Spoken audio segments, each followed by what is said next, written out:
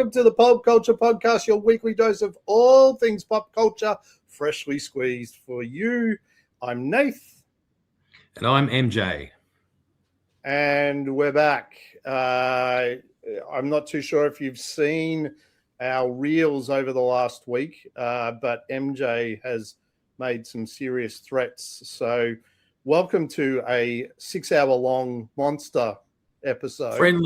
Friendly suggestions. Threats.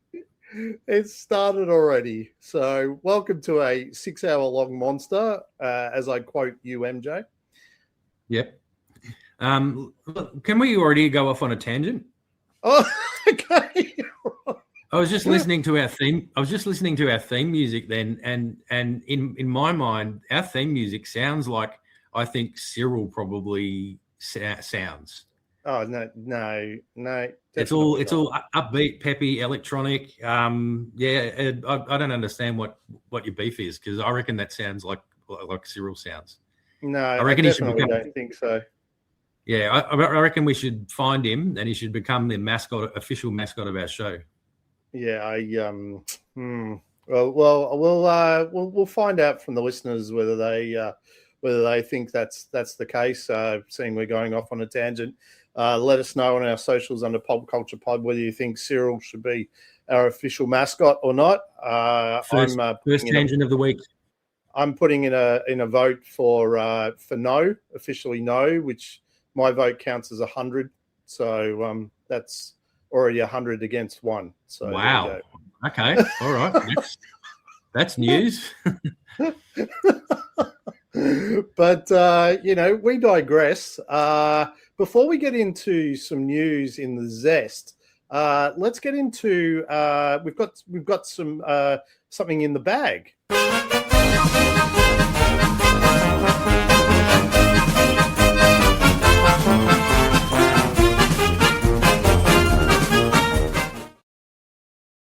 Yeah, there you go. See, that's new, isn't it? That's more Cyril music. That's new, isn't it? I haven't heard that before. Yeah, that's our new our copyright free music for the bag.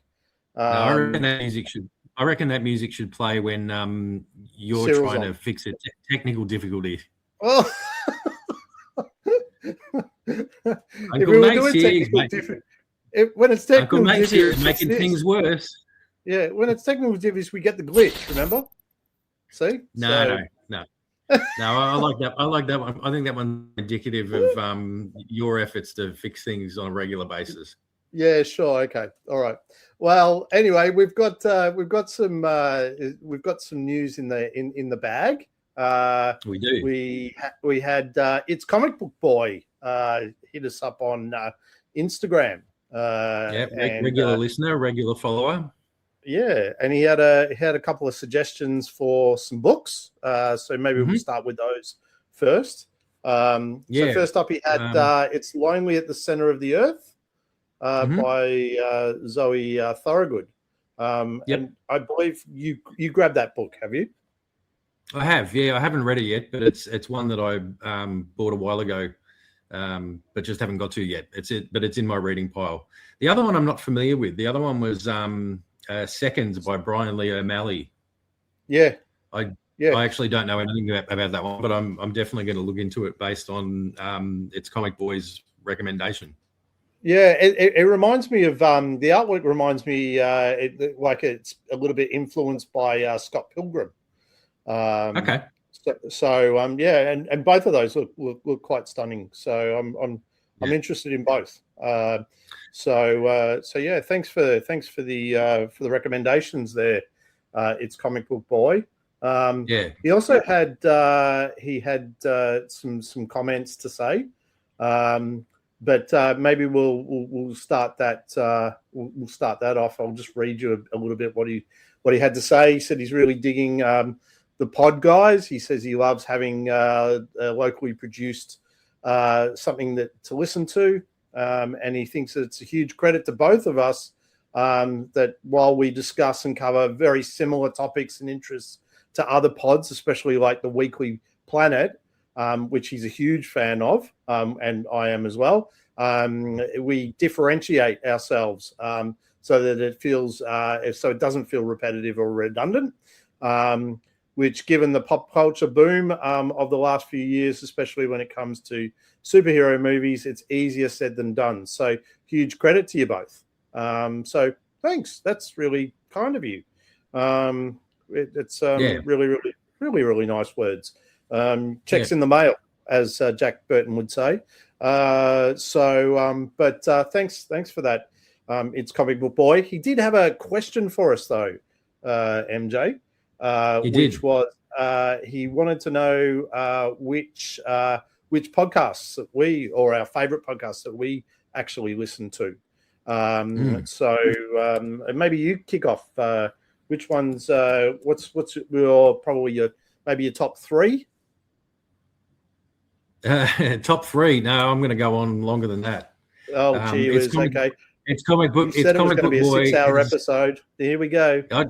Look, I wasn't joking. It's Comic Book Boy has opened up a bit of a Pandora's box there, because I do love my podcasts. Yeah. I actually I did narrow it down though, because I've got a long list in a notebook of podcasts that I keep an ear on, I suppose. But I narrowed it down, and I selected some based on different types of podcasts and categories. Okay. Yeah.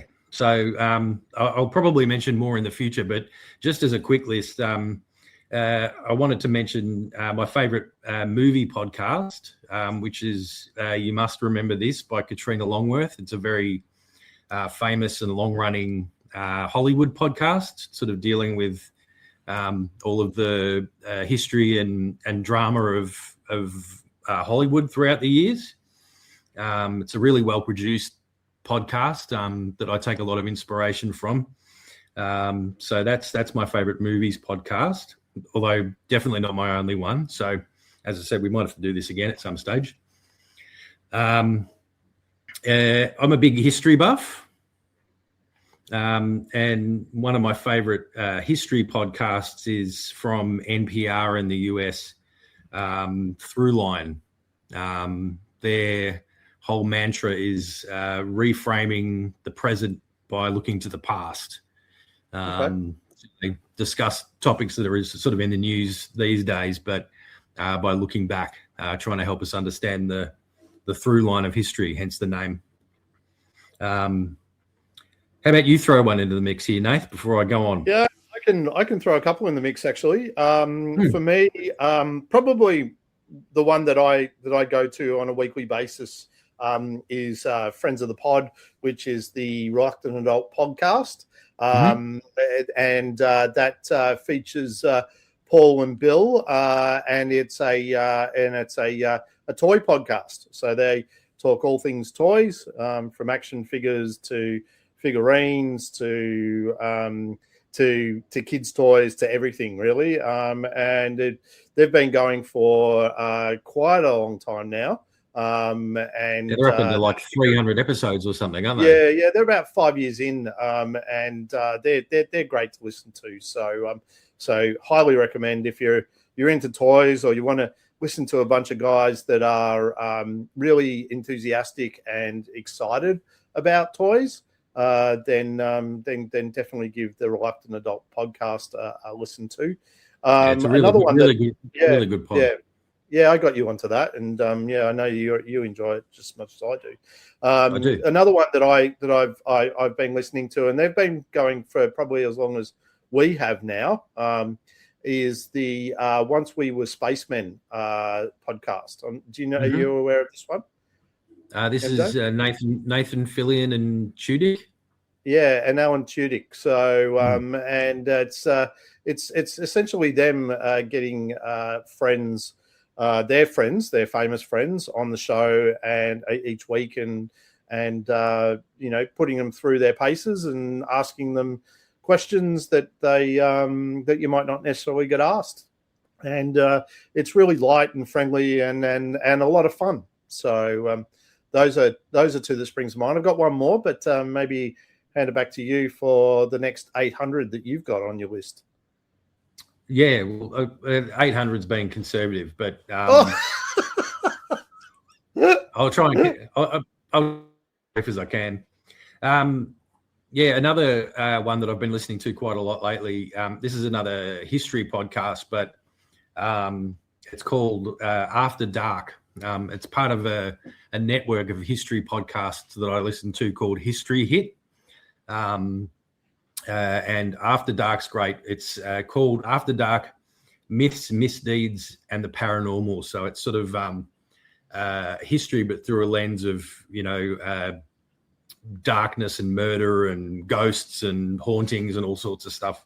And that's a really fun sort of surprisingly lighthearted podcast that I really get a kick out of. With House of the Dragon back, I've been tuning back into my favorite Game of Thrones podcast. It's called Game of Owns. Okay. It's hosted by Zach and Hannah. I've been listening to them since sort of midway through the original show, Game of Thrones. But that's a really good podcast if you like to get into the nitty-gritty and the minutiae of the world of Westeros. They do episode breakdowns as well as breakdowns of chapters from the books, and their dynamic is really fun, lighthearted, and they're very knowledgeable. So I really enjoy that one. In terms of comic books, probably my favorite at the moment is the comic book couples counseling. That's a really great podcast, and they've been going from strength to strength over the last couple of years, to the point where they've got regular guests along the likes of Tom King. Recently, they had Frank Miller. They really talk to people about the current comics that are coming out. They talk to the guys behind Absolute Batman before the Joker storyline came into play. But yeah, comic book couples counseling's really, really good, really fun, a well-produced podcast. And the only other two, there's two more that I'll mention. These are two local ones. Okay. One of them's probably my favourite Star Wars podcast at the moment is Star Wars Spelt Out, which is hosted by Josh Chapman. That's another Melbourne podcast. I really enjoy when they do their occasional episodes. They do them more often when there's sort of content to be disseminated. So when there's a new show or movie or that sort of thing. But yeah, Star Wars Spelt Out's really good. And the other one, of course, I've got a vested interest in this because I'll be on an episode in a few weeks, is Film in 40 with Adam and Ryan. They do weekly breakdowns of some of their favorite movies. They usually have a guest join them and, just have a sort of friendly discussion about some of their favorite movies. So, Film in 40 is one worth checking out as well. Yeah, cool. I have a couple more that I can definitely chime in about when it comes to comics. One that's great to listen to, and I don't know if you've listened to it at all. MJ, is Ink Pulp, the Ink Pulp podcast, which features Matteo Scalera and Sean Crystal, aka Ink Pulp, and Eric Kennett. And they have a number of they have a guest on usually each week. They've had some locals like Lauren Marshall on the show in the past, and I think this week's episode's got probably one of my favorite artists at the moment is Derek Luftman. So he's on this week's show. Another one that's been around for a long time and probably a very reputable comic podcast if you ever want to sort of hear from industry specialists, is Off Panel, which features David Harper, and just absolutely love that podcast. It's great for him to and very well respected, that podcast. So that's another great one. Other than that, if you're into movies and you want to sort of dissect a film but have a laugh and really enjoy it, the Ringer Podcast Network does a show that's been going for a number of years now. And a friend of mine, Sparky, he put me onto this. It's called the Rewatchables, which is hosted by Bill Simmons, and then has a round table of his friends and those that are in the know, and they essentially pick apart a film that they've rewatched after a period of time. So that's a lot of fun. If you're into sports, they do a lot of sports references that sort of coincide with film as well. So another great podcast to listen to or to watch where on YouTube. But let us know what's a podcast or podcasts do you recommend? We'd love to know about it. If you can hit us up on the socials under Pulp Culture Pod, and let us know. I'm in the car a lot, so I'm driving, and so for my job, so I'm happy to listen to podcasts. And MJ's traveling when he's going to and from work, etc. And so we're both happy to take any advisement on a good podcast. Let us know. Yeah. Now, I love talking about podcasts almost as much as I like talking about TV and comics. That's it. That's our next one. It's a Pulp Podcast. Pulp Culture Pulp Culture Podcast. Yeah. I'm in. I'm great. And I love talking about podcasts. I know I've mentioned quite a few there, but I've literally got a notebook where I have to keep track of all of the ones that I try and keep an ear on. Right. On all sorts of different subjects. And I do. Just like I like hearing about what people are reading and what people are watching, I like to hear about what people are listening. I also like to hear about what people are doing while they're listening to them. Some people like to do housework. I know I try and listen to them when I'm mowing the lawns or drawing, when I'm doing my colouring. That sort of thing. So as Nath said, hit us up, let us know what you're listening to, because I find it fascinating. Yep, absolutely. Again, thanks to It's Comic Book Boy for his comments and suggestions. We love those. If you want to, if you've got a suggestion or you want to comment, tell us whether we should get rid of Cyril or not. Then you can hit us up on the bag under all the socials under Pulp Culture Pod. We'd love to hear about it. Before we just leave that as well, do look up It's Comic Book Boy on Instagram and give him a follow, because if nothing else, every week he posts his weekly pickups, and it's fascinating to see what he's got. He's clearly an avid reader, and I really enjoy those videos when they come through every week. So check him out on Instagram. Yep, fantastic. All right, well, let's get into the zest.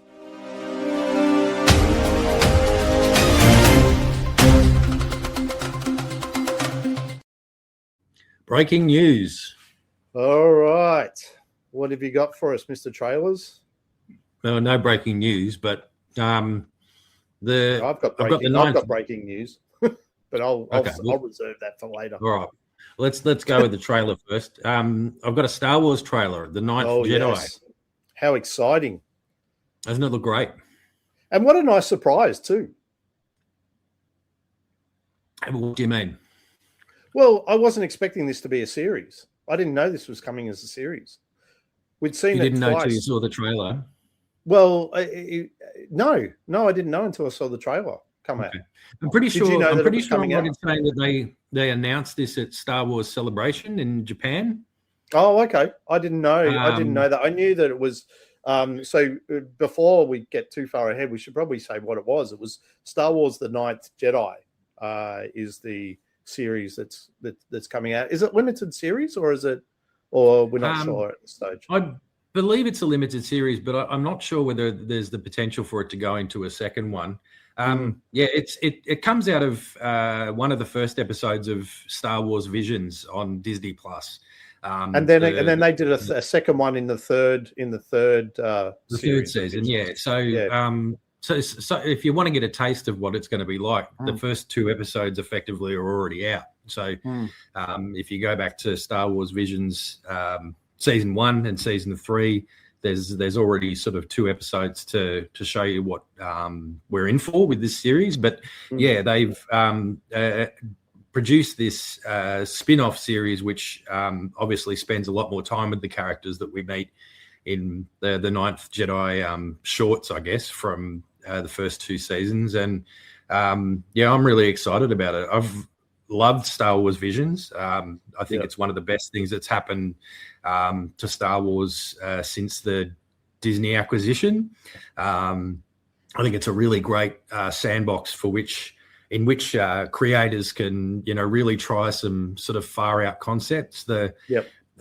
In theory, the stuff we see in Visions is not canon, so they can sort of go off in all sorts of wild directions. We've talked about it on the pod before, and so I'm excited about them spending a bit more time with one of these storylines. They could spend time with just about all of them, as far as I'm concerned. But this one, the Ninth Jedi in particular, has a lot of really interesting concepts about lightsabers and kyber crystals and stuff that I really think is exciting and worth exploring. So I'm really pumped.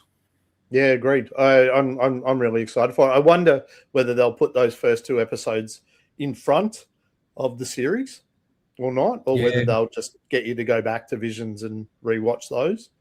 Yeah, I suspect that they'll leave them in season 1 and season 2 where they are.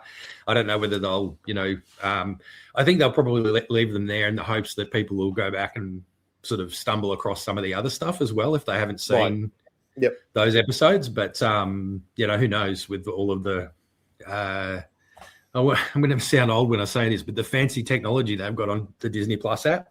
But, I'm excited about it. How about you? Yeah, absolutely. Look, the animation is amazing. It draws heavily from anime.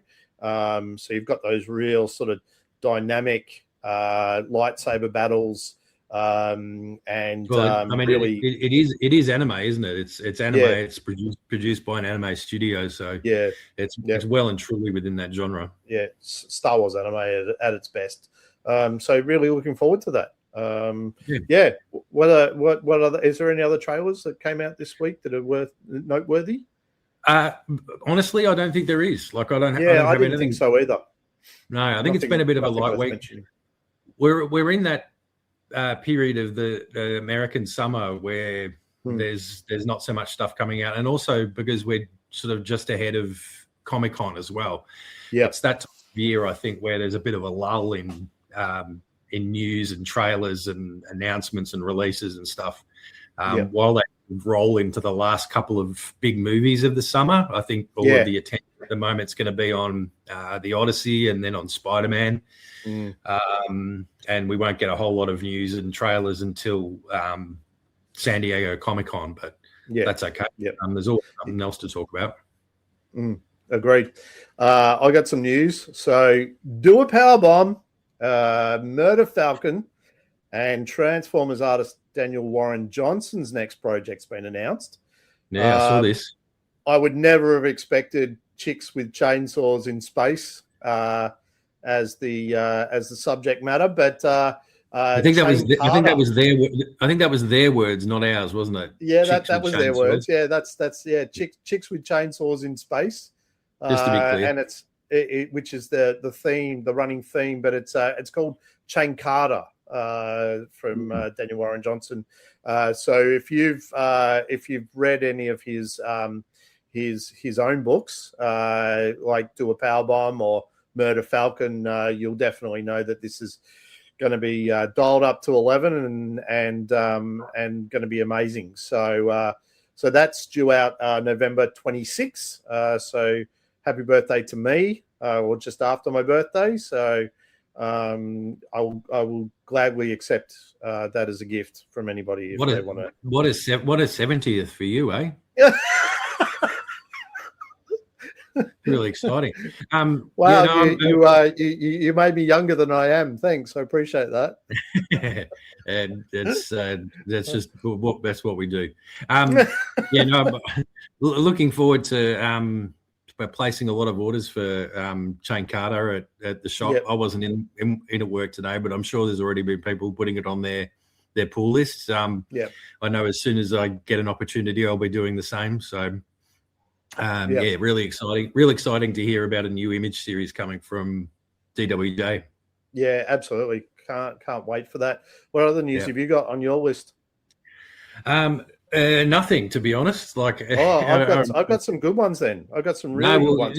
Hit me up. I was kind of hoping that you had a lot of news because I've got a lot of stuff for our other segments, but not so much for the Zest.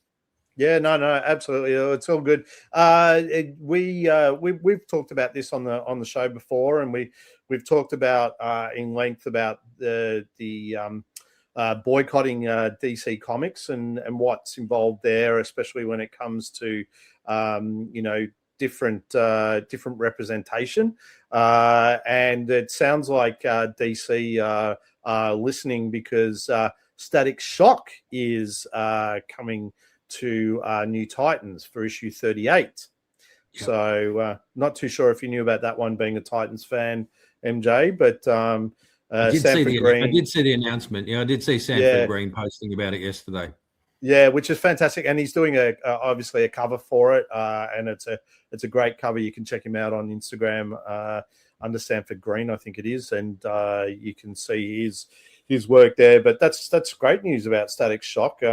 That would probably lean into also too that they're really trying to. It sounds like they're trying to promote Static Shock into the DC universe when it comes to either a TV series or a film. So I think that's a good way just to sort of reintroduce him, especially in the New Titans universe. Yeah, I mean, from a certain perspective, it's surprising that it hasn't happened sooner. Like Static Agreed. Seems like a perfect fit for the Titans. I really liked some of the artwork that Sanford Green posted along with his sort of announcement yesterday. There's like a cover with Static and Cyborg, which I think is really exciting. And part of I think what Sanford was saying as well is that. A lot of people have been jumping to conclusions about the mix of the variety of types of characters that DC have got at the moment, whereas this sort of stuff has always been in the making. Hopefully this is just going to be the beginning of things starting to even out a bit more and us getting some more diversity in our DC comics because I think pretty much everybody wants to see it. Everybody wants to be able to see themselves represented in DC stuff. I know I want everybody to be able to see themselves represented in DC stuff, and hopefully this is just the beginning. Yeah, agree, 100% agree. So they're looking forward to that when that's released in issue 38. So that's not too far away. So I can't remember where we're up to exactly, but no, it's not too far away. No, not too far away at all. What is a little bit far away, but looking forward to it, is Creature Commandos season 2 has been confirmed for 2027 release. So that's good to know.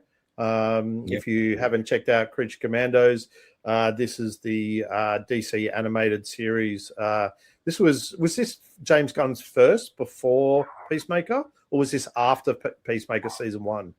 I can't remember. It was after Peacemaker season 1, but I think it was the first after James had been appointed as co-head of DC Studios. Yeah, right. With Safran. So gotcha.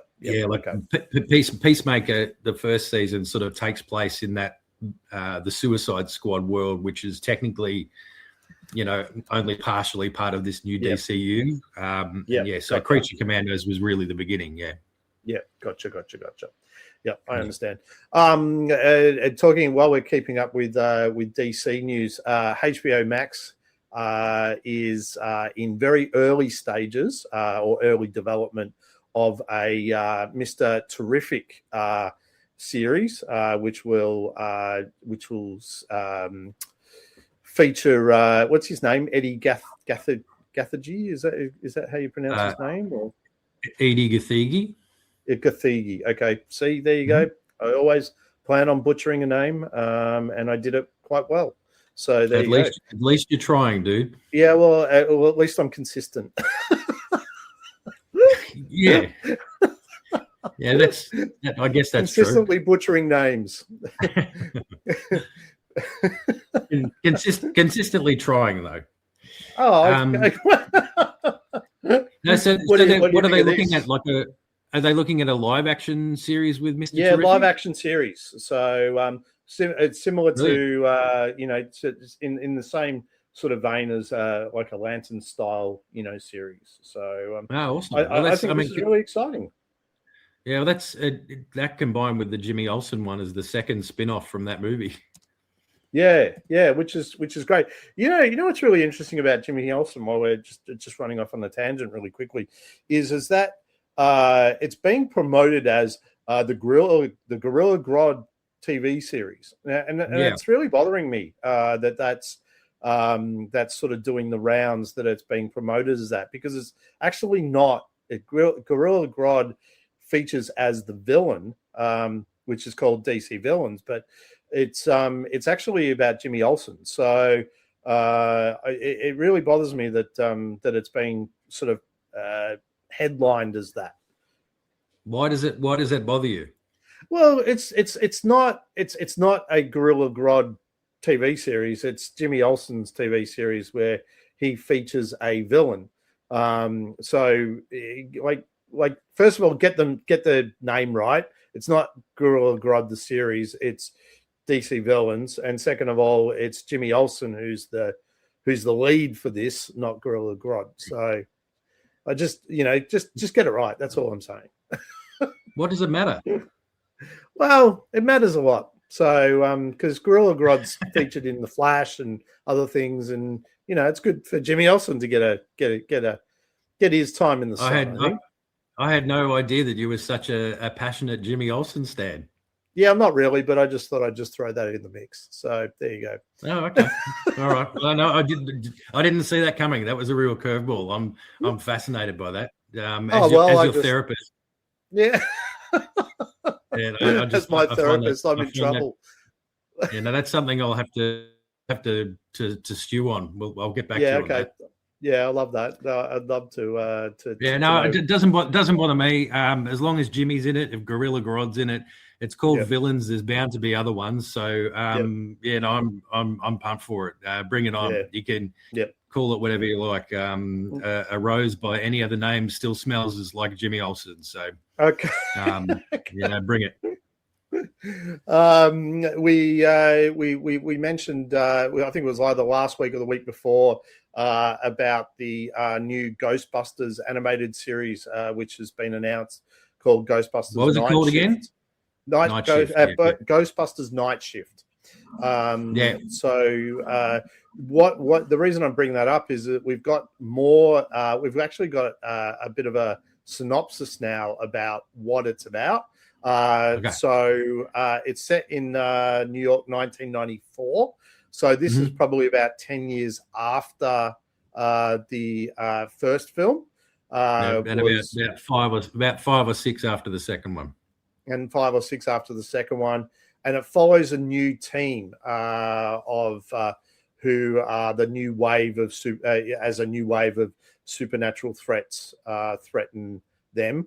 The original Ghostbusters have kind of hung up the proton packs, and this team of kind of doing like DIY gear in a delivery van, but it will connect with the original films apparently. So so that's what we're getting at the moment. It's I think it's about 5 characters. We don't see them. We see an image of them with their backs. But what's really interesting about this is that one of the demo dogs is in the actual shot. a little puppy. So Okay. so I'm really excited about that to see what that looks like. And the Demodogs, aren't the Demodogs from Stranger Things? They are from Stranger Things. You are correct. What are they called again? What was Goz's dogs called? I think they're called Demodogs. Oh, well, yeah, see, it was close. Yeah, tomato, potato. All right. Yeah, no, I'm really excited for that show as well. Yeah. The Ghostbusters is a world that I think there's endless possibilities for storytelling, and I don't mind them bringing in other characters. I've enjoyed all the other movies. So yeah, no, I'm excited about that. Yeah, well, it's definitely canon, so it'll be interesting to see how they sort of tie it all together. I'm looking forward to it. Canon's important, as we know. Canon's important. Yep, especially if you're a pirate. Yes, yeah, got to watch out for them. We've got news. We broke the story quite a number of weeks ago about Danny McBride and G.I. Joe movie. That we know that there was sort of two at the same sort of rate. I did see him speak about this on the podcast, and I'm really excited. This as a G.I. Joe fan, I'm really behind this. I'm really excited. He's a fan himself. He on the podcast he mentioned that he was that he still has his original G.I. Joes, and he so he is a fan. It's a fan writing a fan treatment of the film. He when he first went to Paramount to talk about this film, he actually wanted to do a film in regard to the Dreadnoks.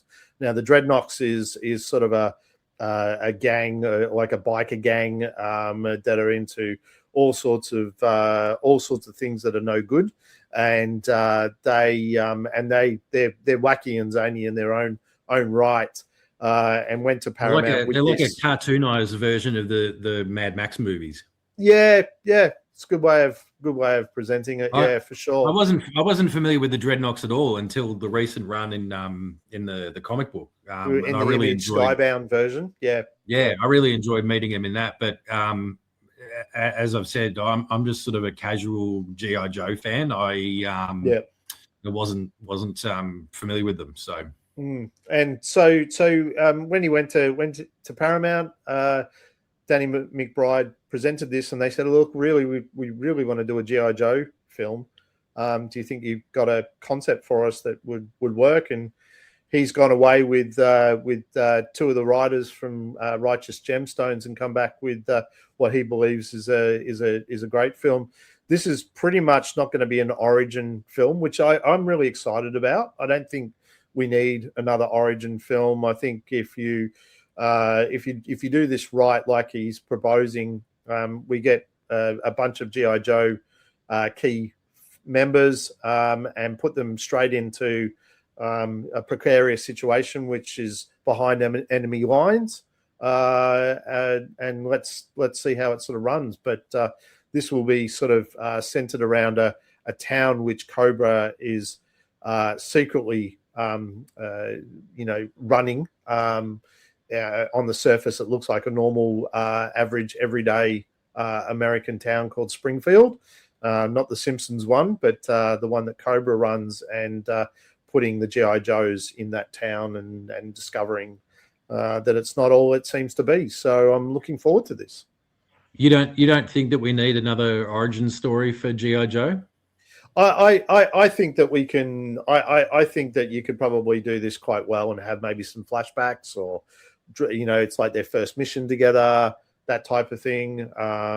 He said that it's definitely not it's not written to be a comedy. This is supposed to be quite action packed. It's not like the Stephen Sommers productions. So yeah, I'm really hoping that it's quite loyal. I do. The only thing I get a little bit nervous about is that we've had, something like, say, Master of the Universe, which I really enjoyed, but wasn't well received based on the property at the time. And so this is sort of sitting in the same era. So I'm really hoping that this is a lot more well received than, say, Master of the Universe. However, saying that, we've had three films, three G.I. Joe films that I can think of with Snake Eyes as well. So here's hoping, fingers crossed. Yeah. Oh, actually, we've had five. We've had five because we had the Stephen Summers ones, and then we had the ones after that, didn't we? So I don't know. Like I confess, because I've been enjoying the comics. Like I've wanted to catch up on other G.I. Joe media. Yeah.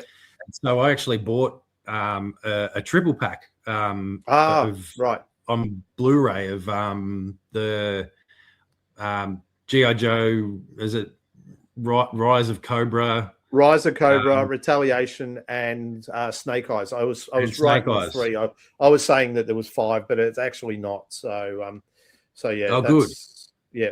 So I was incorrect. Had Channing Tatum in it. More homework to do. No, definitely not. Yeah, and I got those because I'm really excited about seeing all of those and embracing the property in general, just because I've been enjoying the comics. I've already seen, I know I've seen all the Transformers movies, and so I want to sort of refresh my memory on some of this other G.I. Joe stuff. I'm really hoping that they do a bit of an origin story for Joe, just because I don't think the G.I. Joe mythos is sort of cemented in the general audience's mind as much as perhaps you'd need for it to be a proper relaunch. Yeah. I think a bit like Masters of the Universe. I thought Masters of the Universe did a really good job of showing us the backstory and the origins, but without sort of spending the whole movie doing it. And I think G.I. Joe kind of needs that as well. My other hope with the movie is that Danny McBride and his co-conspirators, I hope that they sort of do it in conjunction with the guys at Image and Skybound. Like I'd like it to be sort of a united creative front.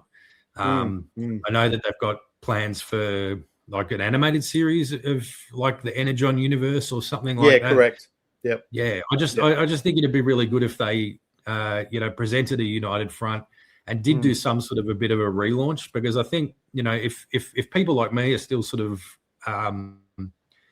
hazy on the origins of G.I. Joe, I think there's probably a need for a bit of a refresher. They don't have to go on about it for ages. They don't have to spend a whole film, but I'm hoping that they do touch on that slightly at least. Yeah, no, I get what you're saying. Only time will tell, and let's hope that it's everything we want and more. Hey, that's all us fans want is everything we want and more. Yes, absolutely.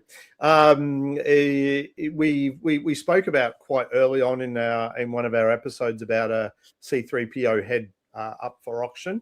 Another piece of Star Wars memorabilia is now up for auction, which is Luke Skywalker's severed hand holding lightsaber prop.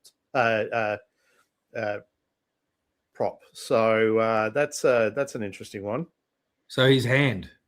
Yeah, so his hand, the one that got chopped off in Empire Strikes Back. I thought 3PO's head was gruesome.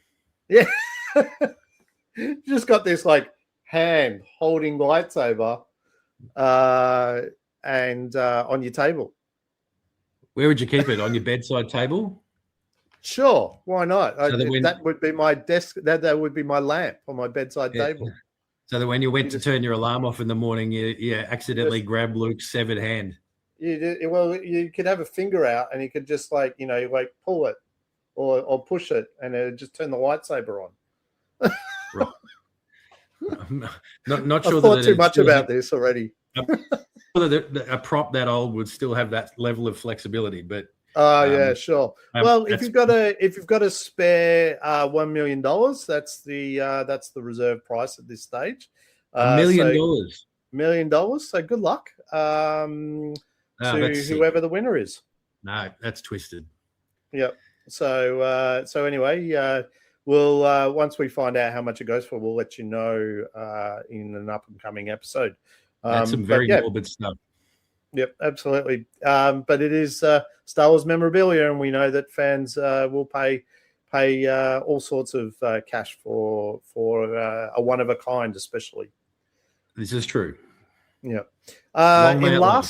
In last little bit of news, I've got a really hot rumor, and that's sort of come out today, and that is regarding Joe Carey. So for those of you who might remember Joe Carey, he was in the Stranger Things series, who played Steve, who we on the show absolutely love. And we're really out of all of them, I'm really hoping that he's the one that really sort of, lands on his feet when it comes to film and TV. And I think if this rumor is true, this is really going to be amazing. He is apparently in talks to play Nova in the MCU. Okay. So this is a big one. This is huge news. What's your thoughts on that? It's interesting. Like, so who would he be playing? The older, like the father version of Nova, or would he be playing? Is it Sam Alexander, the younger Sam version? Alexander? Yeah. So yeah, I really don't know whether he's playing the son, which is was it Richard Rider, I think it was. And then you had the son, which was Sam Alexander, I think that's what it was. But look, this could be amazing. This could be really amazing with him at the mantle. I think it's be interesting to see how it ties back to Captain Marvel and the Marvels, because I mean you can't sort of introduce a character like that without at least having some acknowledgement of the Nova Corps and or Guardians of the Galaxy. They were in Guardians too, weren't they? Yeah, they were in Guardians. The Nova Corps were in the Guardians in the first one. So that's what I'm thinking of. Yeah. So you could definitely getting my wires crossed. No, it'd be very easy to have a couple of the Guardians sort of feature or part of the Nova Corps feature again. Or John C. Reilly from the Nova Corps pop up. So this is a huge hot rumor that's being sort of talked about at the moment. So watch this space. We look forward to hopefully confirming that that's 100% true. Yeah, well, I mean, as you say, we're Joe Keery fans here, so any involvement he can have in this genre stuff, bring it on. I don't know enough about the Nova stuff. I know they've got ties to the Kree and Guardians and Captain Marvel and all that sort of stuff. But I'd be interested to see that, and I'd be interested to go back into space with the Marvel cinematic universe as well. I really enjoyed Captain Marvel in particular, and the Marvels and all the Guardian stuff. Anything that takes us back into space, bring it. Yeah, I totally agree. So, that's pretty much it for the Zest. But if you've got any news or anything that you think worthy of being on the show, we'd love to know about it. You can hit us up on the socials under Pulp Culture Pod. Just let us know. We'll definitely put it on. That's for sure. Well, that's pretty much it. Like I said, for the Zest. Now we'll get into your favorite segment of the show, MJ.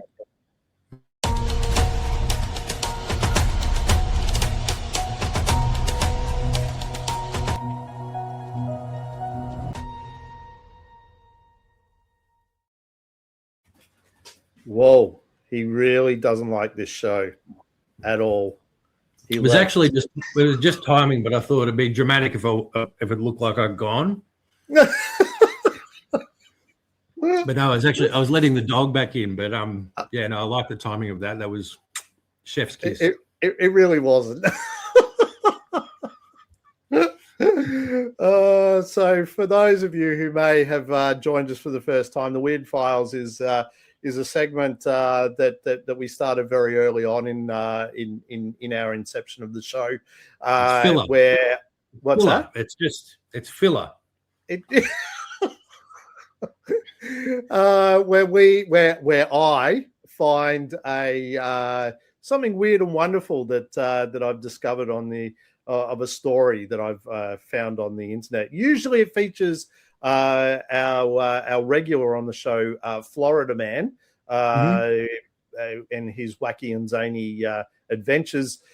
This week is a little bit different, which I call Bread Roll Inspector. So strap in again, MJ. Get ready to hear about the Bread Roll Inspector. Nashville Man. I don't like anything I have to strap into. Well, it's a wild ride, this one. It's great. I really enjoyed this one, as I do with most of them every week. But Nashville Man, we haven't had that one for yet. So welcome, Nashville Man. So Nashville Man was arrested after allegedly posing as an official Texas Roadhouse bread roll quality inspector, and I use that in inverted commas. And visiting 4 separate locations in a single day while demanding unlimited samples. So, according 4 separate to police, locations of what? Of the Texas Roadhouse. That's a restaurant, is it? That's a restaurant. Yeah. Oh, okay. So, I thought it was just like a generic. Yeah, but it's a brand. All right, fair enough. It's a brand, right? So it's a restaurant. And they have bread rolls, presumably. They have bread rolls. They serve these delicious bread rolls. Is that like breadsticks at the other place? Olive Garden. But is that what it's like? Is that what it is? Is that what we're referring to? Same thing. Yep, same thing. I'm just trying to get my facts straight. If I'm going to have to enjoy this story, good. I'm glad you're getting into the story. That's good. I'm glad you're. I'm putting it. I'm attempting to derail it, but all right. So, according to police, the man arrived at each restaurant carrying a clipboard, a tape measure, and a laminated badge that he reportedly printed at a local office supply store. So he's committed. All right, he's 100% committed to the job. So employees say that the man introduced himself by announcing, "Corporate sent me. The roles have been getting complacent." I'm not sure that's something that a role can do, but okay. Yeah, absolutely. It can be complacent, but anyway, it's not great branding if they're complacent roles. Witnesses claim that he spent nearly 3 hours evaluating bread baskets using a self-created scoring system that included fluffiness, butter absorption, emotional warmth, and overall yeehaw factor. Managers became suspicious when the man requested a 4th bread basket for comparison purposes. That's when police reports state that he visited 4 locations in under 8 hours, and wait for this, he consumed 63 rolls. I don't know if I could eat that much bread in one day, that's for sure. They can't be as big as what I'm thinking.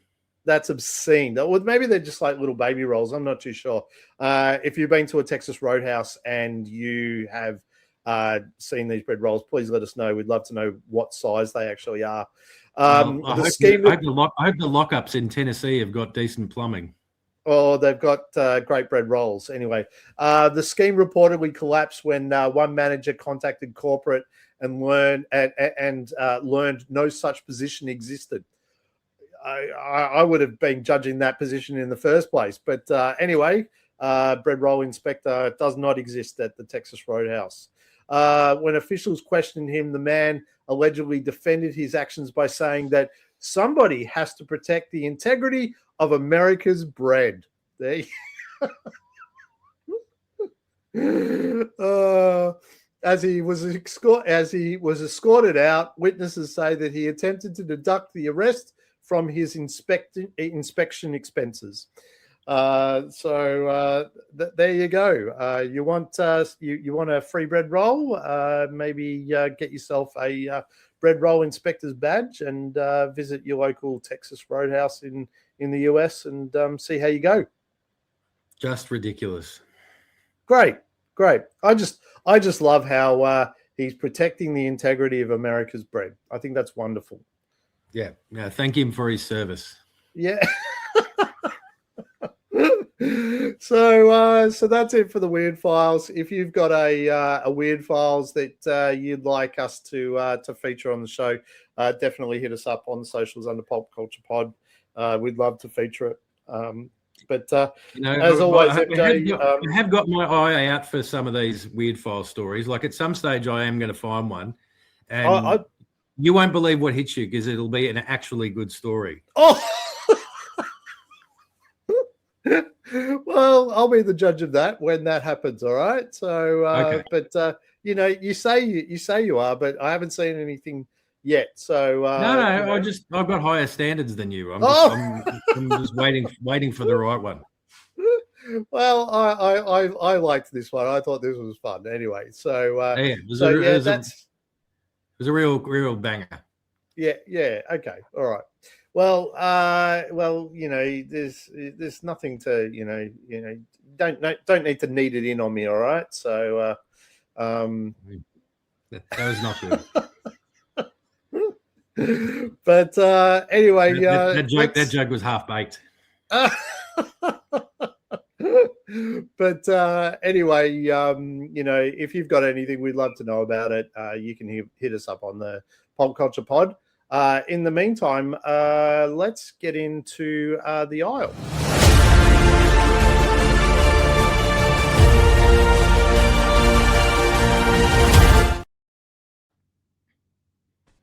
And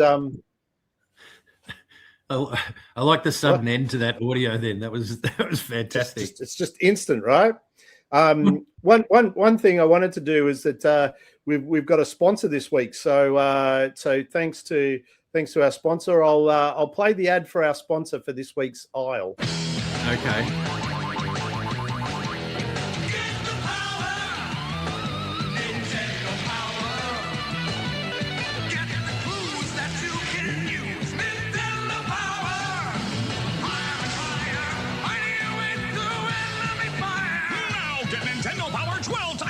Six great issues plus 6 free strategy guides on a hot new game. That's twice the power for still $15. Wow, call now.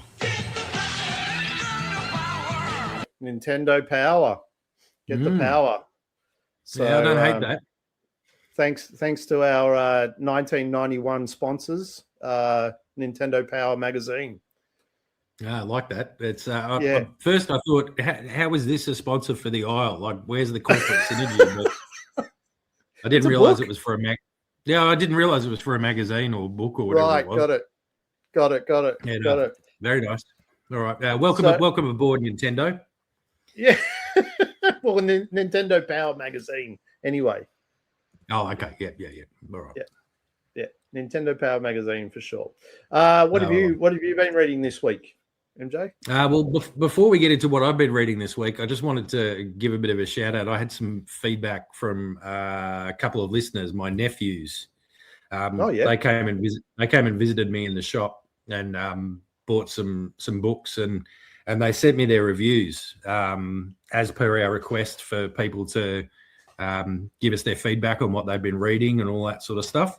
So I thought I'd just briefly touch on what my nephews, Elliot and Archie, have been reading. Awesome. They each bought books when they came in. I've got examples of them here. One of them is one that I've got in my reading pile, but I haven't read yet. And one is that I've read. The one that I haven't read yet is this manga. It's Star Wars, the Legends of Luke Skywalker, the manga. And Elliot bought this one, and he said,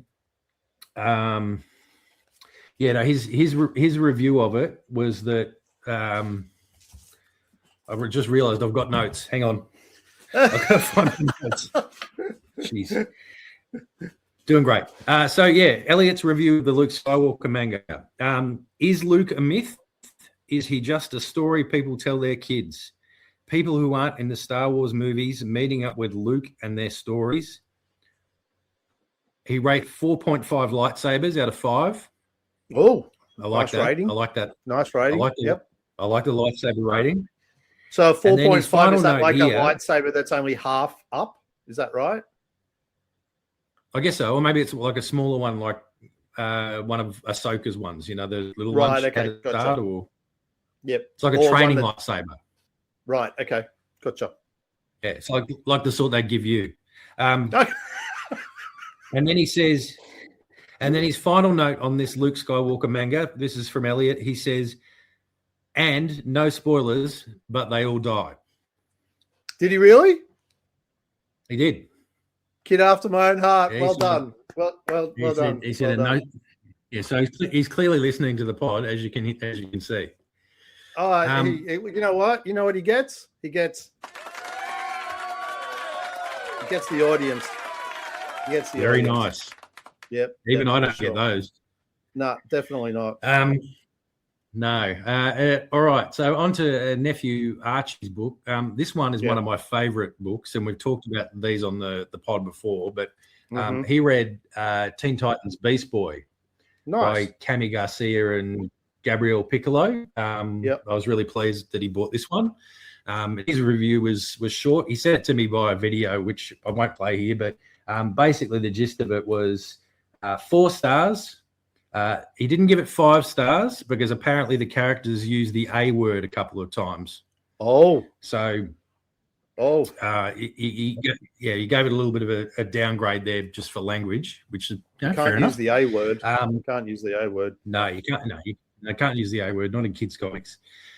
So yeah, 4 stars out of instead of 5, because of the language. And he also made a point of pointing out that they all die.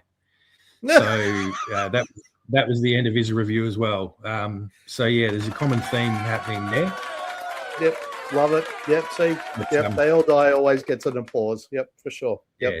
So those are a couple of book reviews from my nephews just to start off the aisle, and yeah, nice. Yeah, they've got something in common in the end there. So you're happy with that? You're corrupting the youth. Oh, I love it. Love it. That's going to be on our. That's one of our new merch T-shirts. Pulp Culture Pod on the front, and then they all die on the back. So yeah, it should be. It's pretty iconic. Yeah, absolutely. It's iconic. It's for sure. Right. So what have you been reading? Thanks for those reviews. We love that. If you've got a review for a comic, or you want us to check it out, let us know on the socials under Pulp Culture Pod. We'd love to know that. Now, last week I talked about The Last Starfighter, which was the motion picture edition. And I didn't realize, I thought that was the first issue. I thought I was getting into the first issue. That's why I grabbed that. Not realizing that the week after, which has just come and gone, is The Last Starfighter issue 1. So this is the follow-on from the film. And this is it's written by Benjamin Rabb and Derek Hughes, or Derek A. Hughes, and the art is done by Will Roberts. This is a great book. This is really fun. This is sort of taking place directly after the Zur and Kodan Armada battle that they had and defeated them, and this is sort of picking up the pieces of what's left over with our lead Alex Rogan, and he being one of the last Starfighter, I suppose, and what comes next. And there's no there's no sitting idly by, because they need to rebuild their to rebuild the Starfighters, and so they're on the hunt for a new team to defend the universe. This is great. The artwork's great. The story reads really well. I really like the adaptation of taking it into sort of a new area. My only concern about this book is that this sort of takes place by the time we sort of see the aftermath, and then it sort of jumps forward about 6 months. you've now got an 18-year-old who's sort of now in charge of the next breed, and it's a little bit the way that they write his dialogue. He feels a lot older than I would sort of, when I was reading it, I've sort of pictured him to be in his mid-20s as opposed to being 18. And I don't know whether it's just that he's been through a lot, and so he's a little bit more grown up and a more of a leader. But in the original series, he wasn't a leader. He's very reluctant, and we're not getting that. So like I said, I just feel that maybe they could have jumped maybe a couple of years into the future. But other than that, it's really good. It's a fun read. They're really setting up sort of a really big world building event, and it's great, really good. Yeah, I am out of touch with Last Starfighter. I need to rewatch the movie, but we have been selling quite a lot of copies of the it's a trade paperback adaptation of the movie, and then the new issue. There's been some interest. There's been some interest in it, and it's clearly driving people back to watch the original as well. I've had several people mention that. Yeah, I've had several people mention that they've gone back and watched it with their kids too. Yep. So it's really nice to see that getting some fresh attention and some fresh material for people to chew over, because it was a really beloved movie back in the day. Oh, for sure. And it's great. So highly recommend that one. Last Starfighter issue 1. Good job. It's from Mad Cave, by the way, if you're looking for who it's done by. So who publishes it. So nice work, Mad Cave. Love it. They're doing some good stuff, aren't they? Yeah, absolutely. What about you? What else have you been reading? Bits and pieces. Probably the highlight of my week was I finally got a hold of my Kickstarter purchase from Benji Bajora. Hey, nice. Troubleshoot. I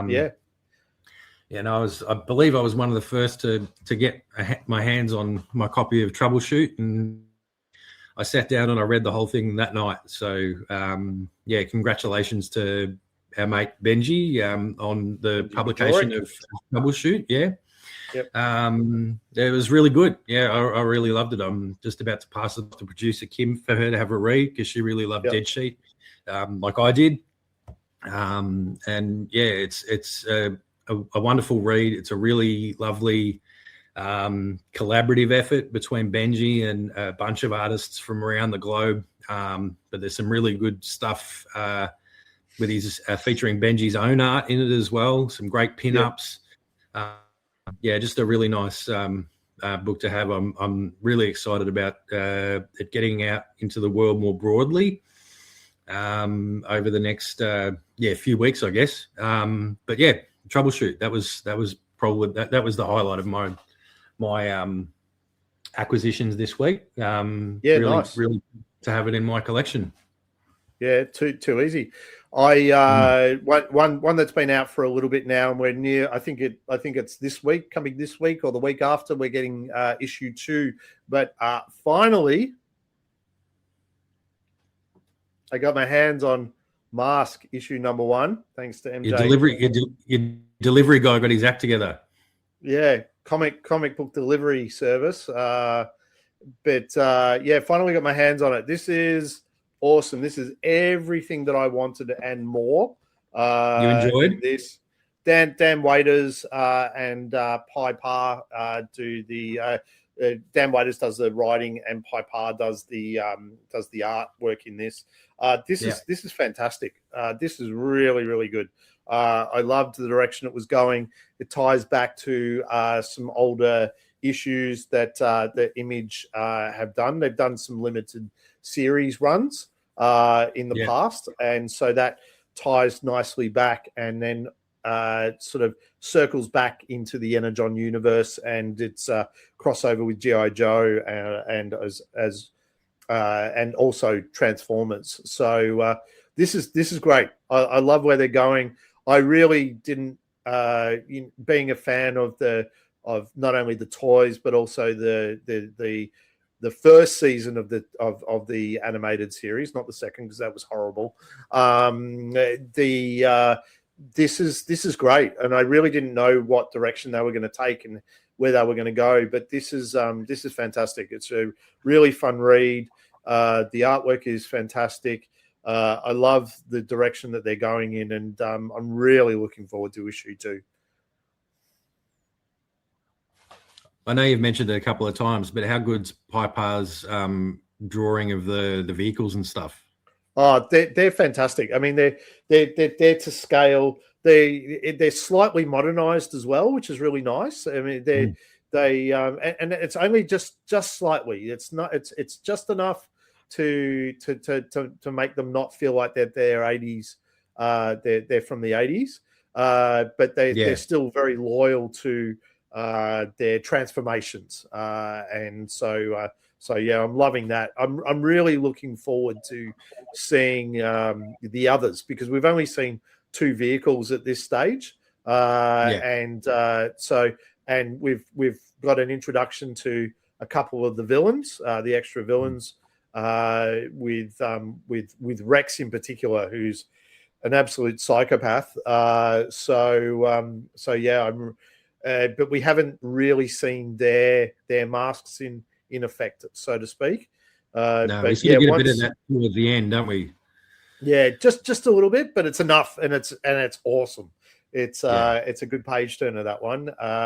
So yeah, if you're not getting it yet, definitely check out. It's from Image and Skybound. It's Mask, which stands for Mobile Armored Strike Command, issue number 1.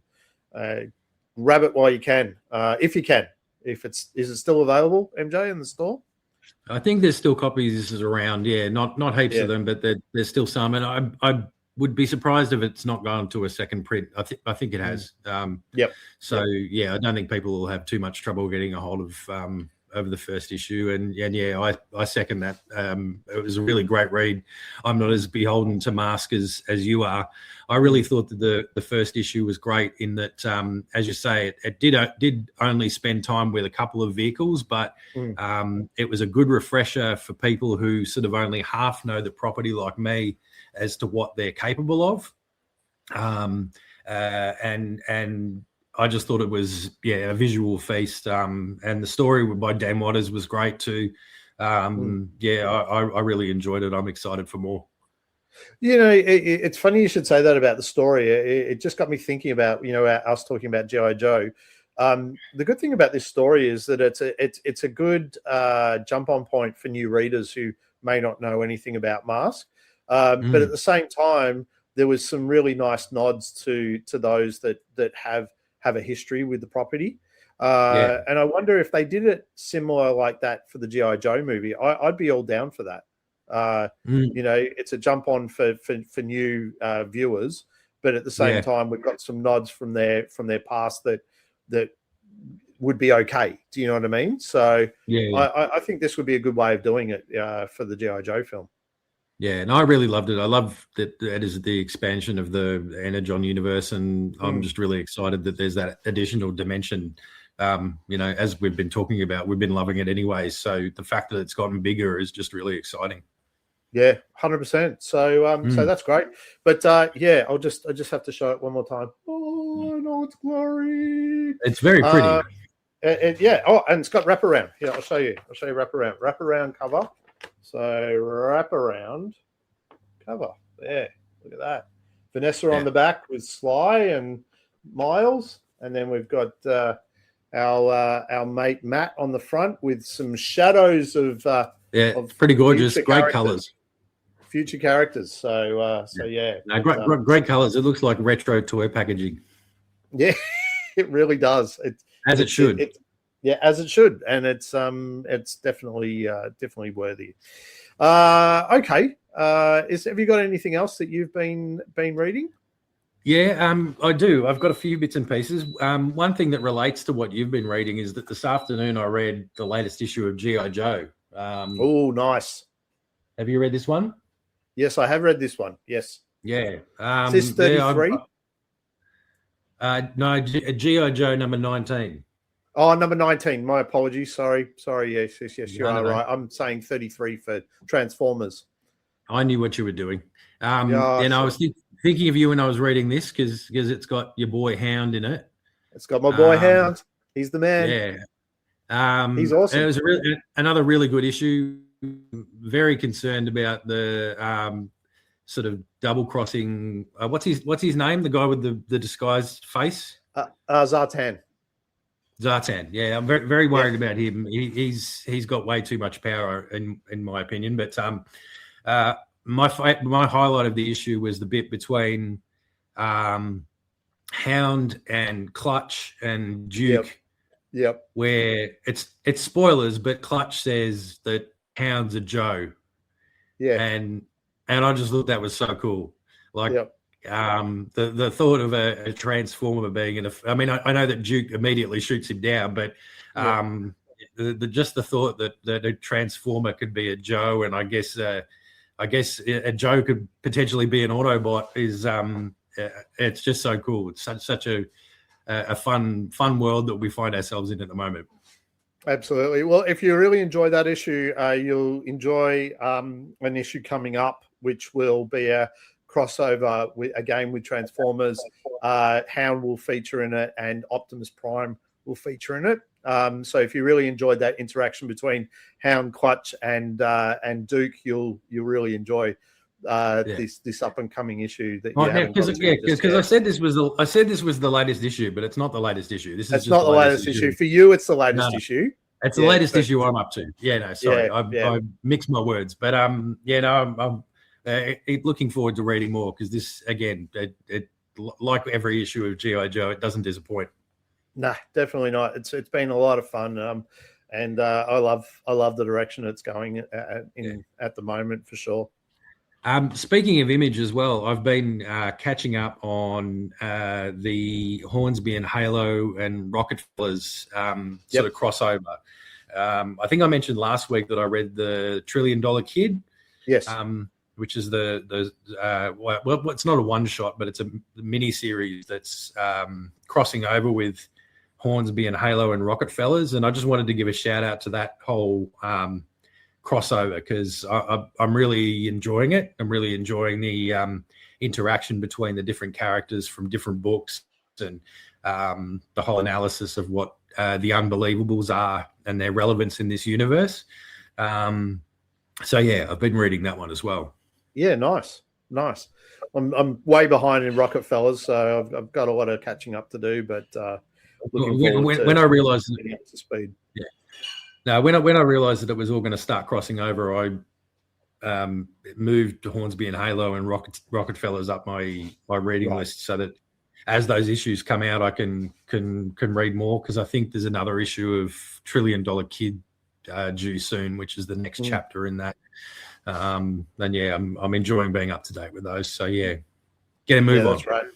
Yeah, sorry everyone, I've let the team down again. No, you don't have to apologise. Just get your act together. What else have you been reading? Anything else? Yeah, that's pretty much it for me for this week. There's there's another week ahead, and there'll be plenty to read more. So I'm looking forward to that. I've got two more that I'll just briefly mention because I read the last issue of Raphael Grumpa's Batman Gargoyle of Gotham. Oh, cool. That's taken a long time to come out. I can't remember when issue number 3 came out, but it was something like 1.5 years or 2 years ago. So I went back and I reread the first 3 issues of that before I read issue number 4. Which I didn't mind doing because I really love Raphael Grumpa's art. It's beautiful and detailed, and the character designs are spectacular. And so it was a pleasure to go back and read the first 3 issues. And I love the 4th one. I love the conclusion of this. The only thing that I don't like about it is the uncertainty of knowing whether we're going to get to spend any more time in this universe. It's a real sort of Elseworlds kind of story, and it sets up the potential for future stories. I'm really hoping that despite the delay in public publication of these first four, I really hope that perhaps there's potential for more in that universe, because it's just such a cool book. Really brutal, really fun, really great spins on some of the Batman villains and some fresh new ones as well. I really enjoyed Gargoyle of Gotham. That was great. Have you read any of those? No, I haven't. No, definitely haven't. It's not on my list, but it should be. That's for sure.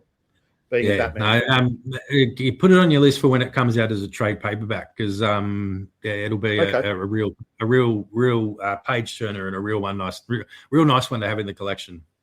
Do you reckon they'll do it as a compact? No, I don't think so. Not anytime soon. I'd be surprised. I reckon they might do it as a hardcover. It has hardcover vibes. So I'm kind of hoping that they do that, because it'll be a beautiful book. I've got no doubt it'll do really well. So, speaking of hardcovers as well, the last book that I'll mention. I've only just started reading this one today, but I'm already obsessed with it. I've been reading from Drawn and Quarterly, Tilly Walden's Charity and Sylvia. It's a historical sort of biography based on a true story.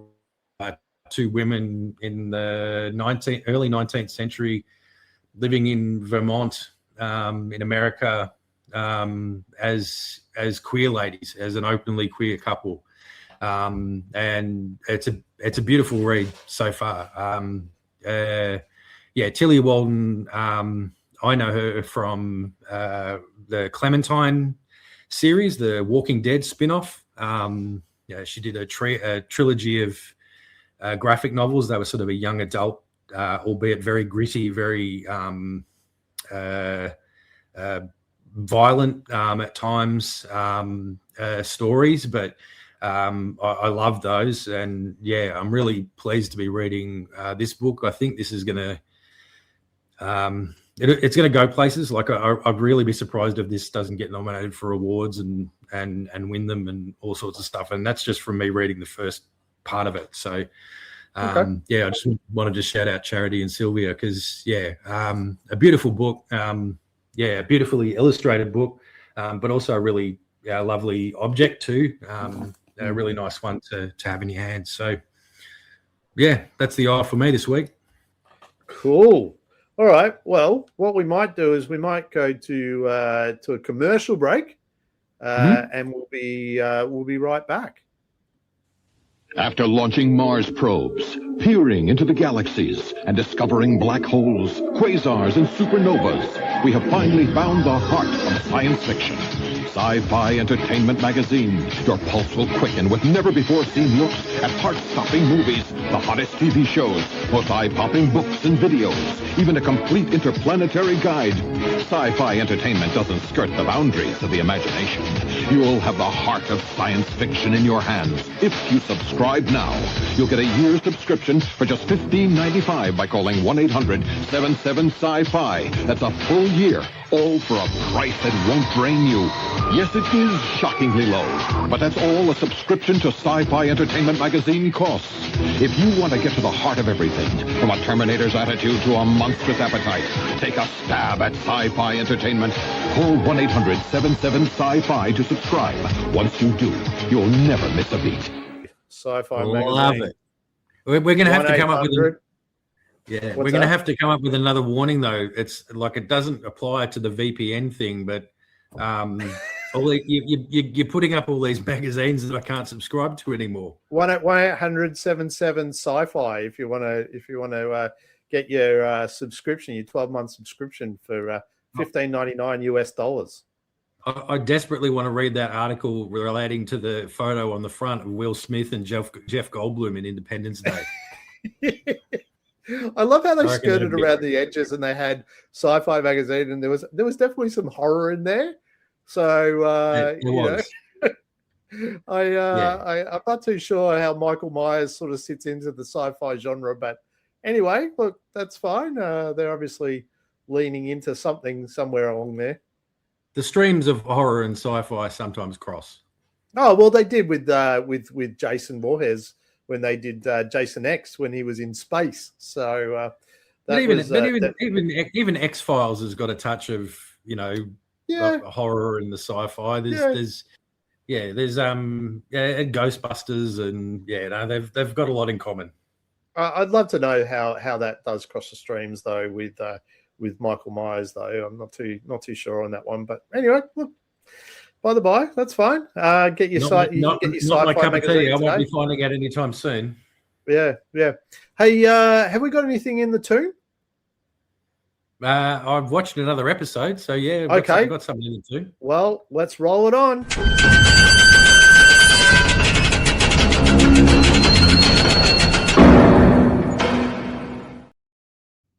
Wow. Hey, there we go. That was better than some of the animation in the show.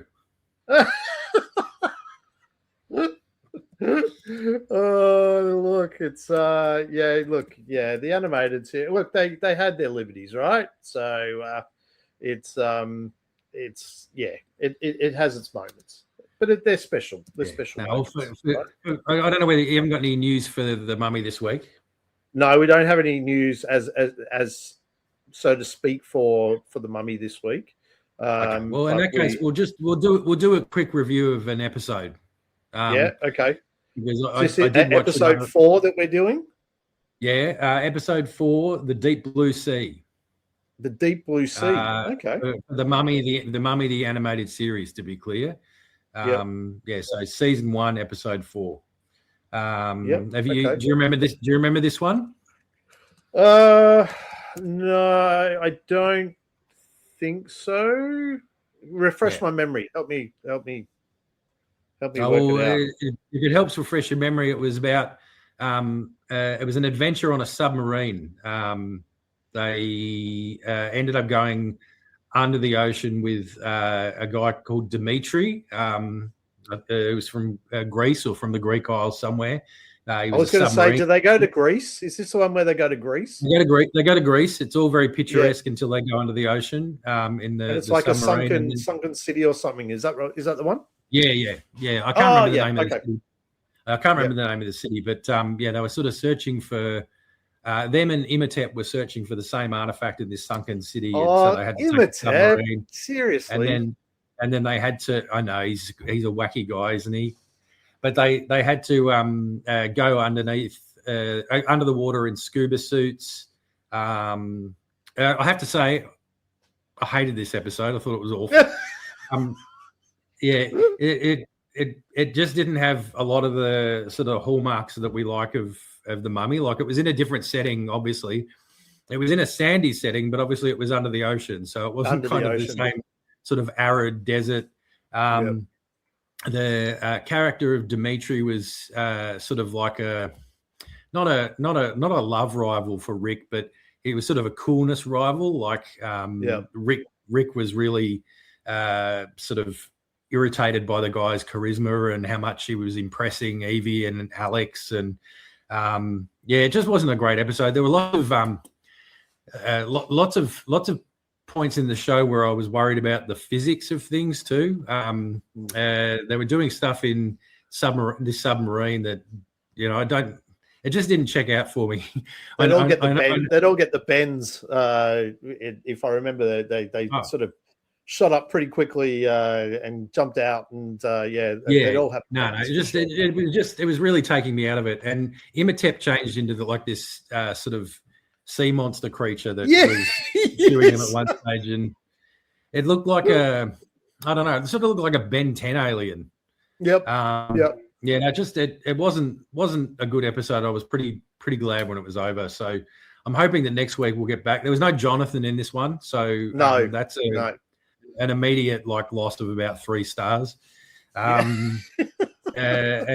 was just it just fell a bit flat. It didn't have all of the charm that the Mummy episodes and movies I normally expect. So would you say that they probably jumped the shark? No, I wouldn't say that. But thanks for asking. Oh, no worries. No, anyway, that's my the tune for this week. Yeah. Yeah, well, I mean, it is. Well, I've got a theory about Imhotep and how he turns up. He seems to be turning up every episode in the same location as they are. I reckon he's got an Apple. He's got one of those Apple tags stuffed on, in Rick's pocket, and he's just looking it up on his phone. Yeah, see, that was another thing that didn't check out for me. Because these movies are set in the 1930s, yes, and they had like radios in their scuba gear. Yes, like they had sort of, and I'm like, they didn't have that stuff back then. No, no, it was really taking me out of it. And it's a really obscure episode. From what I remember, it was, yeah. Another thing that really took me out of it as well is that I don't know whether Imhotep he was wearing like these little short shorts, and so you could see his emaciated sort of purple dead legs, and that was freaking me out too. It was like sort of a little bit too sexy beach Imhotep, and I didn't like that. That was probably the most horrifying thing I've seen in the whole show. I could see that as an interesting figure. Yeah, I won't be buying that one. Yeah, well, hopefully you'll watch the next episode, and we can talk about it next week on the tomb, because this one they visit Australia, so get ready for some horrible accents. Are you saying Australians have horrible accents? No, I'm just saying those that do Australian accents are horrible. Well, so my Australian accent? No, yours is fine. But those voice actors that are doing the Australian accent are pretty horrible. Oh, okay. Well, I'm going to go into it with an open mind and an open heart, and hope that that's what Imhotep wants from you. He wants your open heart. No, I'm hoping that all of this hate is for now. So I'll watch the episode and we'll talk about it next week. Okay. Well, let's talk about it definitely next week. But that's it for the tomb. If there's anything that you want us to talk about in relation to the mummy, we'd love to know about it. You can hit us up on all socials under Pulp Culture Pod. Shall we get into the rewatch, into the review? The review. We should get into the review.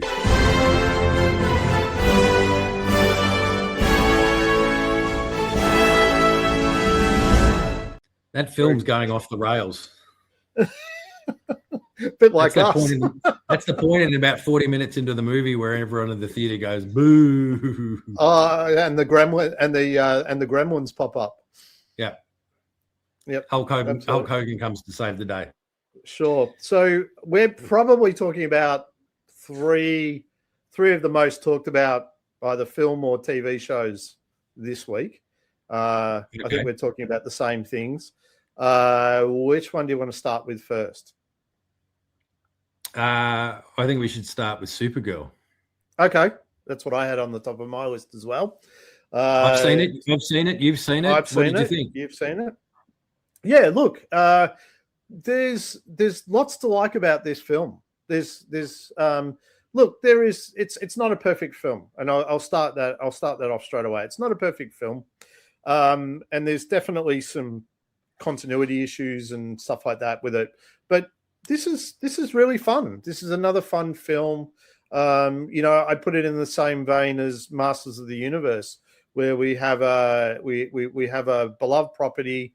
A very well-known character in pop culture, and they've done something with it that's really just a really enjoyable film. For me, Crumb of the Yellow Hills was kind of a bit of a meh character, but I didn't expect too much of it going in, knowing that he was going to be that way.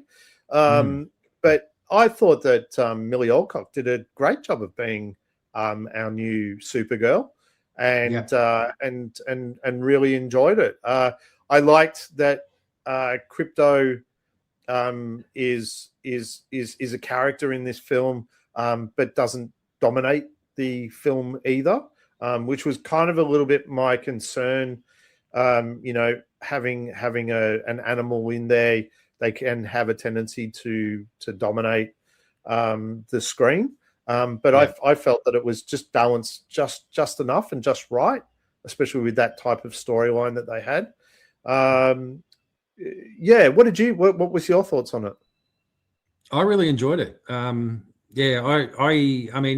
I always try to ignore reviews and sort of other people's hot takes and opinions and that sort of thing when it takes me a little while to see one of these films, because I want to form my own opinion.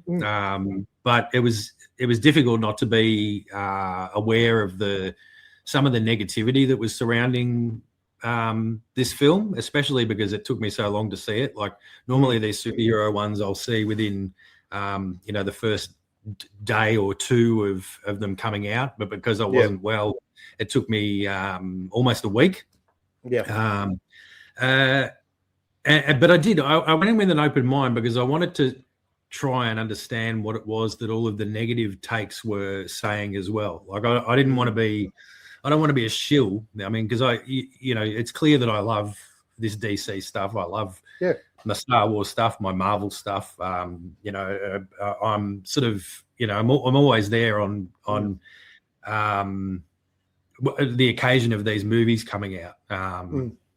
Sort of, I'm a guaranteed quantity, but I wanted to try and make sure that I was being open-minded to what it was that people were saying that was so negative. And I can kind of see where some of it's coming from, but in short, I loved it. I thought it was great. I really, going into the film, having read the graphic novel upon which it was based, I wanted it to be a movie about trauma and grief, and I wanted it to be about a character that was messy. That was messy, and going through some stuff, and even right up into the film, till the end of the film, Kara's going through some stuff. By no means do I think she's at the end of her recovery journey, for want of a better expression. And that was the story that I wanted them to tell, and I thought that they did a really great job. As you said, I thought Millie Alcock was fantastic. I felt very comfortable that she was going to be, having seen her in House of the Dragon, having seen her in Upright, Australian show, and just having heard her speak about this movie and other things, I felt very confident she was going to be good, and she was. I was really impressed with the girl that played Ruthie, and really impressed with the character of Ruthie. I thought that was, she was a really welcome addition to the DCU, and I'm glad that more people were able to see her on a broader stage than just in graphic novels and comics. And I did. Lobo, what's your thoughts on Lobo? I thought Lobo was really good. There's been a few people that have sort of said, "Oh, we didn't really need Lobo," and I can kind of see that. I see that too. I agree. Like it didn't. It was kind of it kind of felt like an afterthought. Like he didn't really. He didn't carry the story. He didn't really help to move the story forward. He was just there for being there, right? Yeah, but I mean, the same can be said about lots of characters in these sorts of movies. There's any sort of ensemble adventure story. If you're looking closely enough, there'll be times when, if you watch a Guardians of the Galaxy movie or a Star Wars movie, there'll be times when some of the characters, story-wise, are passengers. Or not so much passengers, but I guess window dressing. I definitely felt that. I definitely felt that. Look, don't get me wrong. I mean, Jason Momoa did a great job as Lobo. However, I felt like he was just window dressing more than anything else. I don't feel that.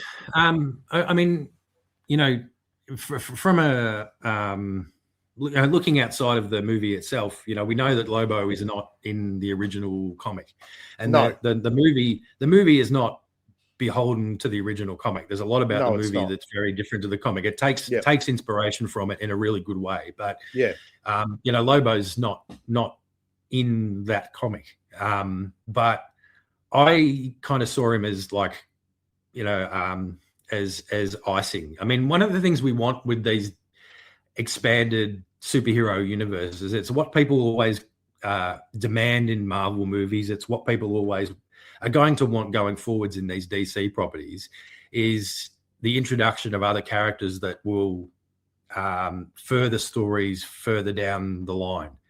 And we've seen it, you know, in the MCU. You know, Black Widow and Hawkeye were not introduced in their own movies. You know, Hawkeye came in via a Thor movie.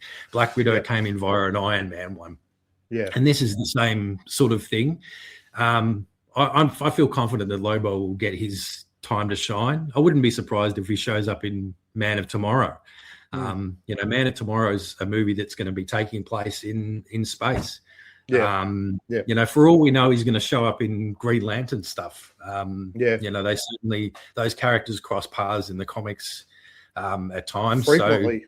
So, no, I still really enjoyed Lobo, and I thought he was a welcome addition to the crew, and I thought that his reason for being in the story was solid. You know, she was chasing what do they call them? They call them the brigands. You know, she was chasing brigands, he was chasing a brigand.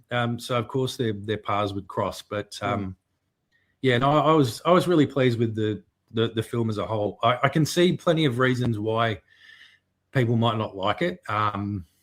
I think if all you knew of Supergirl was the original Helen Slater film, or even something like Smallville, or even the TV adaptation, like if all you knew of Supergirl was those things, and that was what you went into it expecting, I can see that you would have been surprised. You know, we come into it with the knowledge of having some experience with the graphic novel, but I really liked it, and by no means do I think that this is the end of Kara's story in James Gunn's DCU. Like, I think we'll see more of her in Man of Tomorrow, and then I think we'll see more beyond that. I think she's at the start of a redemption arc in this movie, right up to the end, and I love that, because that's how life goes. Especially when you've been through some trauma and some loss like she has. So, but I thought it was really fun. It made me smile. It had lots of really great moments. I enjoyed the stuff we saw Kara doing, both before she was wearing her suit and afterwards. There were some really iconic moments, and I thought it was fun. It was good gritty fun. Okay, here's my question, and definitely to Pulp Nation, would love to know your thoughts on this as well. I was talking to producer Mandy about this after we watched it, and it was probably about 24 hours after we'd seen it, and I said to her, why are people not going to see this film? Now, this film unfortunately hasn't done anywhere near the budget that they were expecting. It was a $130 million film to make. It's got to make $350 million to be seen as a hit. Right now, I think it's sitting just over $100 million worldwide, and it's had a 77% drop-off rate, which is right up there with something like Morbius. I don't know what it is about this film that people can hate on it, right? But they've actually gone and seen the film.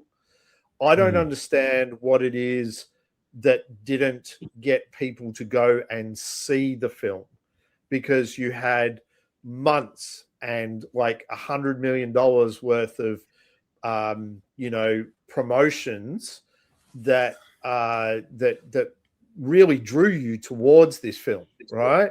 Especially on the back of the first Superman film and her as a cameo at the end of it. We couldn't answer that question. I don't know what it is that people didn't want to go to see this film. No, I don't understand it either. But I mean, there's obviously reasons, but as far as what they are, I've got no idea. I can speculate, till the cows come home. Is it because people know that these things are going to end up on streaming before too long, and they're just waiting to watch them then? Is it because it's a female-led superhero movie? For me, that's a draw card. For me, the fact that it's led by a young female character is a reason to go and see it, because I want diversity across all lines in these movies. I want everybody to be seen and to be able to, I believe in the whole if you can see it, you can be it. I want that, but for is that not a draw card for most people? I don't know. We producer Manny did bring that up to me as well and said, do you think it's because it's a female-led driven, film? And I said, well, you've got something like Wonder Woman. Wonder Woman did exceptionally well. She was introduced in another film. So, that's an exception to the rule. You think about something like Black Widow film that came out later after the Avengers, et cetera, et cetera. It didn't do well at all. It was considered a bomb. I actually really enjoyed that film. So I'm just unsure as to why people didn't go and see it. Yeah, well, I mean, one of the reasons that Black Widow didn't do so well was the COVID pandemic. It was meant to be released, and then it was delayed, and then eventually I think it might have had a limited release, and then it was put out on Disney Plus. There were lawsuits and all sorts of stuff about it. So yeah, that's true. Yeah, I mean that was pretty hamstrung. So yeah, I'm not sure why it hasn't done better. Some of my theories include there's a whole lot on at the cinemas at the moment. I have to admit I'm feeling a little bit of fatigue. Like I know that the Odyssey's out. Is it this week? Yep. Yeah, like the Odyssey's out this week, and Spider-Man's out in a week or two or something. And the thought of going to the cinema again doesn't have me particularly hyped, and I mean that's saying something. You know what I'm like with this stuff. I'm normally all in. It's probably just something to do with my general demeanor at the moment. I've been unwell, so. But there's been a lot on. Like, there's been heaps to keep up with, and it hasn't always been easy. The last month, so who knows? Maybe there's just too much on offer. Well, let me give you a bit of a look into what's happening at the box office at the moment, and you'll get an idea of what we're looking at. So far for 2026, the box office looks like this. Okay, we've got Super Mario, which made over $1 billion. Then we've got Michael, which has made $977 million, which is just under. We've had Project Hail Mary, which has made 682. Then there's a film which is a Chinese production called Pegasus 3. It's like their version of F1, which was 650. Toy Story 5 has done 610. Hoppers has done 388. Obsession has done 374. Devil Wears Prada, it should have been up a little bit higher, but it was actually 685. Then you've got Minions versus Monsters, which I think is around about 300 million already. And then you've got Scream 7. Very eclectic, very unusual. A lot of those properties are, except for Michael, and Hoppers and Obsession are all sequels to other films. So a lot of sequels. So interesting, right? There's been a lot of films out already this year. And it's not going to slow down either, like you say, with the likes of Spider-Man and the Odyssey, etc. So who knows? Maybe people are just judging which ones they really want to see. Yeah, before 2026, we all talked about, what a year for movies, and there's going to be all this sort of stuff coming out, and there's going to be heaps, and I don't know, maybe it's too much. I'm not sure. I don't know what it is. Well, we know Spider-Man's going to do well. Spider-Man will do well regardless. They're already saying that pre-sales are well and truly into the $300 million. So the Spider-Man will do well. Families will go and see it. People will go in large groups and see it. I don't know. It's disappointing to me that Supergirl has not done better. And I don't understand. I don't really understand why. No, I'd like to think that it's not because it's a movie with a female protagonist, but I don't know. Maybe it is. As I said, it's a tick in the win column for me, but maybe it's not for most people. Like I said, I'd like to feel like we're not there as a society, but maybe that's where we are. No, it's interesting. It's interesting how not well it's done. Agreed. Yeah, I'm really quite stunned, but. When it comes down to it, like most things in life, we can only control what we can control. I can only focus on what I can focus on. And when it comes down to it, I really enjoyed the film. I'm looking forward to seeing it. I'm looking forward to buying it physically. I'm looking forward to having it as part of my collection, and I'm looking forward to watching it as just one of what will hopefully be many chapters in the unfolding DCU that we're getting more of with Lanterns. Starts in a month, August. Can't wait. Can't wait. Yeah, I'm hoping that it's just going to be one of those chapters that hopefully people will appreciate down the track. Hopefully it'll do well on streaming. I don't know, but I loved it. I thought Supergirl was great. I love Millie Alcock's performance. As I said, I loved Ruthie. I didn't think I'd get to the end of the film and be wishing that we might see Ruthie in future projects, but I am. I loved Lobo. I don't care whether he was supposed to be there or not. I thought he was great. I can't believe we got to see Jason Momoa play Lobo. I think it was perfect. I look forward to seeing Lobo Unleashed at some stage in something with a higher rating, like an R rating or something like that. Yeah, he was saying that he would only do it if he got an R rated. So I feel very confident that at some stage we will see that.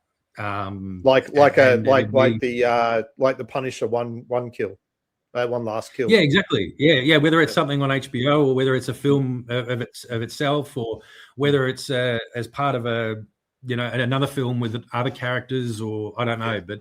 This is just another step on the journey. It's a shame that it hasn't made more money, but as far as the film goes, I loved it. Agreed. Agreed. Let's get into some TV watching then. Should we talk about Silo? We should. So Silo is back for season 3. For those that might not know what Silo is, this is a TV series brought to us by Apple TV. Not a sponsor. It's on Apple, so it's on Apple. So by definition, people won't have heard of it. Yeah, which is a lot of the shows that we talk about, right? So, which is really, really interesting. But it stars Rebecca Ferguson, who you might know from other films, such as the Mission Impossible series. But this is a Greatest Showman. Yeah, Greatest Showman as well. But this is about a society that lives underground in a dwelling which is referred to as the silo, and has different classes of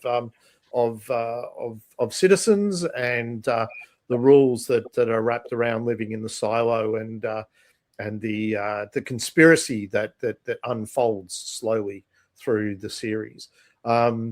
It's great. This is great. Yeah, I mean, we talked about this a couple of weeks ago when we talked about the trailer, and you had some concerns about dipping into the past and not seeing our regular characters. But as I said back then, and still agree with now, I think we got a really nice equal mix of both past and present in this first episode for season 3. Yeah. No, I agree. I think the balance was really good in the first episode. It was I didn't feel unsatisfied with the amount of time we got to spend with the characters that we have known from previous seasons, but it certainly had me glad to be revisiting with the characters in the past as well. I was really sort of enjoying those scenes, and I'm really invested in that story, and definitely want to see where all of that's going.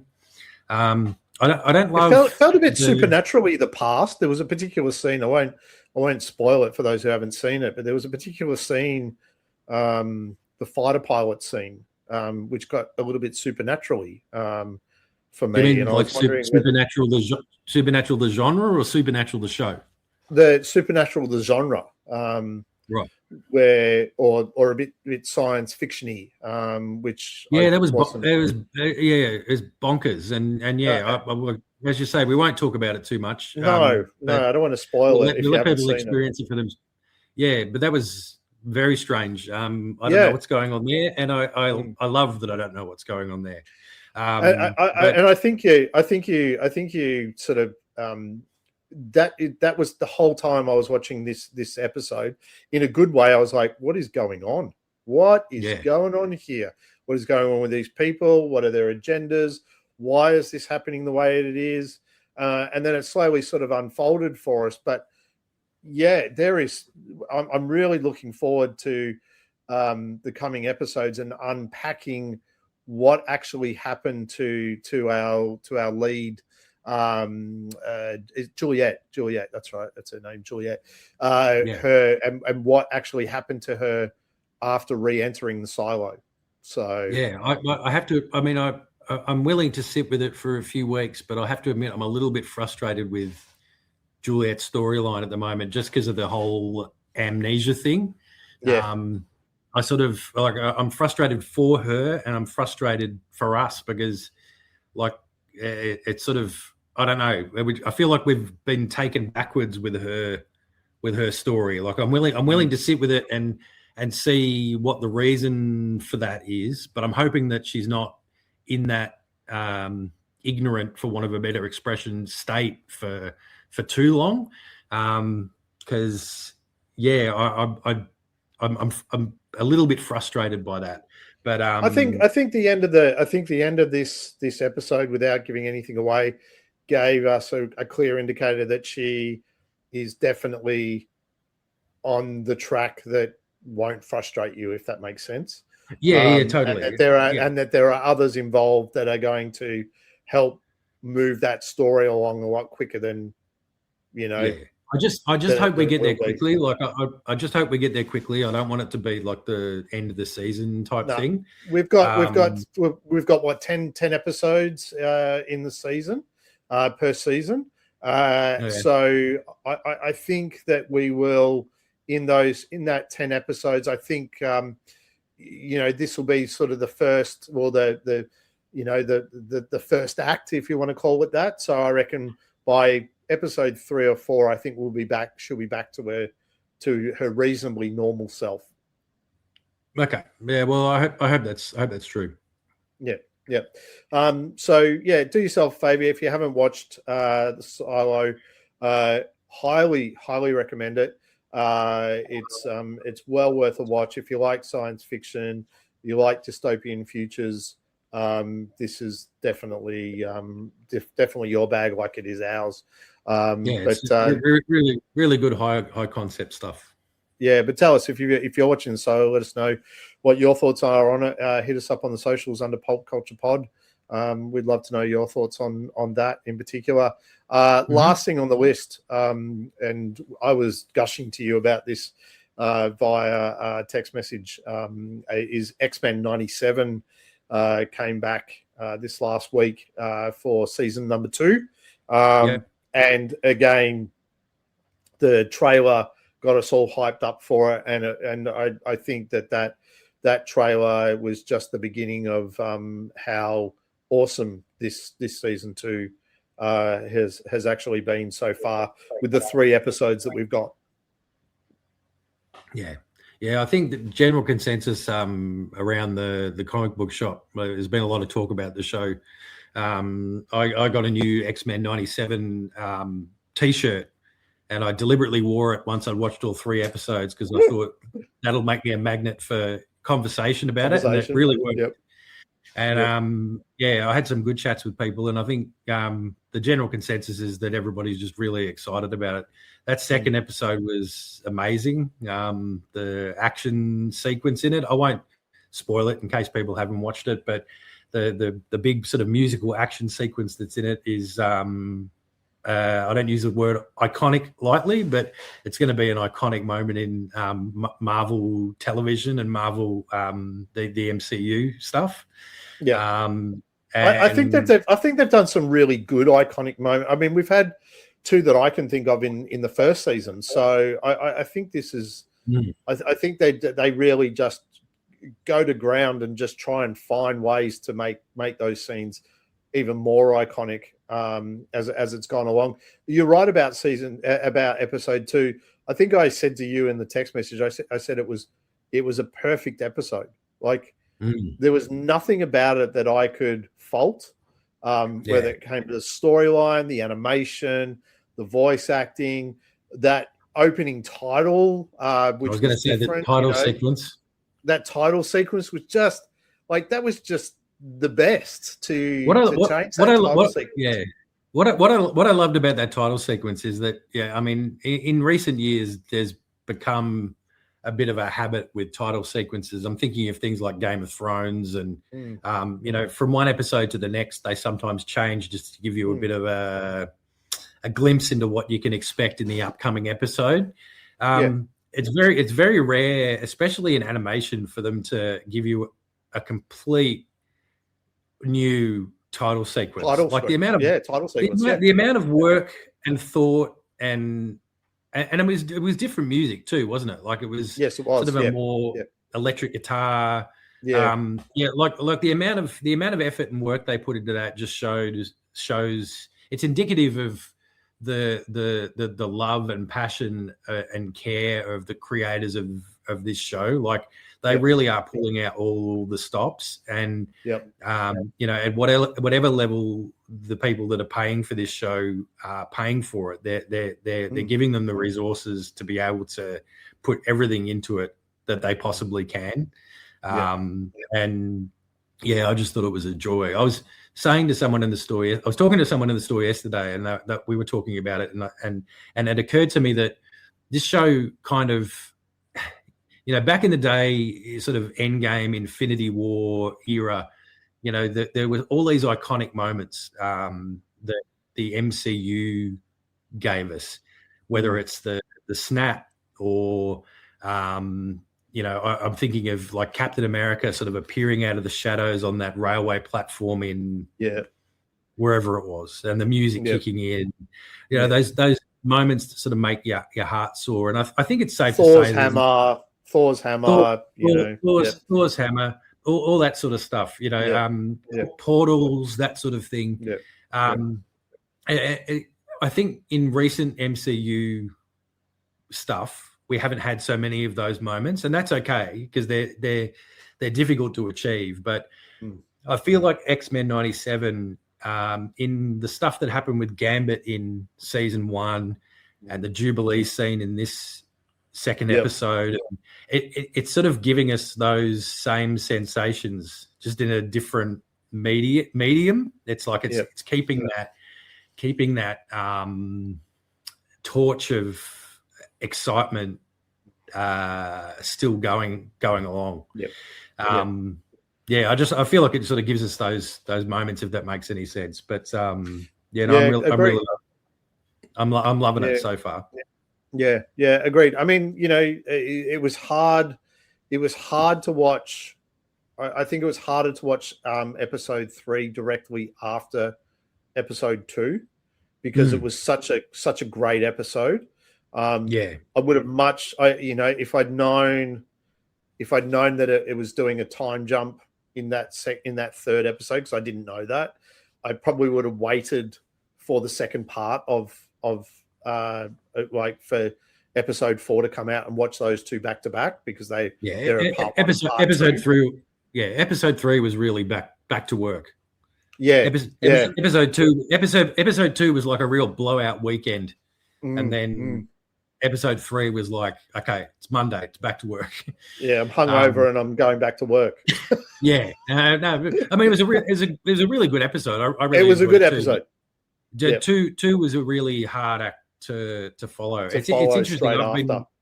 It's interesting. I've been like watching House of the Dragon the first few weeks as well, and they kind of had a similar thing between episodes 2 and 3 as well. Episode 2, like episode 1 was an explosive beginning. Episode 2 was like a real banger plot wise, and then episode 3 was literally like back to the grind. Right. And it was still a good episode. I really enjoyed it, but at the same time, it's like, you sort of, you got to go back to work at some time. I almost felt like that maybe it was just we were just better with 1 and 2, and then bring out 3 and 4 this week for us. But possibly, look, regardless, still great series. If you're not watching it, check it out on Disney Plus. Not a sponsor, but should be. And what days are it coming out? I think it's Fridays. I think it is. Yeah, I think in Australian time, it's Friday 5:00. I think it is for us. So definitely check that out. Definitely worth it. We're going to be talking about it, so you might as well. Absolutely, next week. Yeah, and you need to watch episode 2 so that we can talk about it as well. So you've had your week's warning. Yes. Have you got anything for the shout?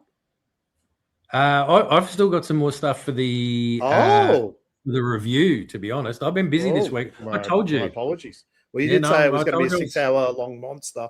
So it's well, at the moment it's shaping up to be more like 7 or 7.5. So I hope you've got your snacks. Sure. I just wanted to briefly mention, like, one of these I'll push to next week. We started watching The Bear, the latest and last season of The Bear. We've watched the first 2 episodes of that, and that was really good. But that'll be something that I can talk about sort of further down the track. Suffice to say, I really felt like the first couple of episodes of this season, it really started to live up to its reputation as an alleged comedy. Right. Really fun, really funny stuff. Like I really enjoyed the first 2 episodes. But as I said, I'll talk about that more later.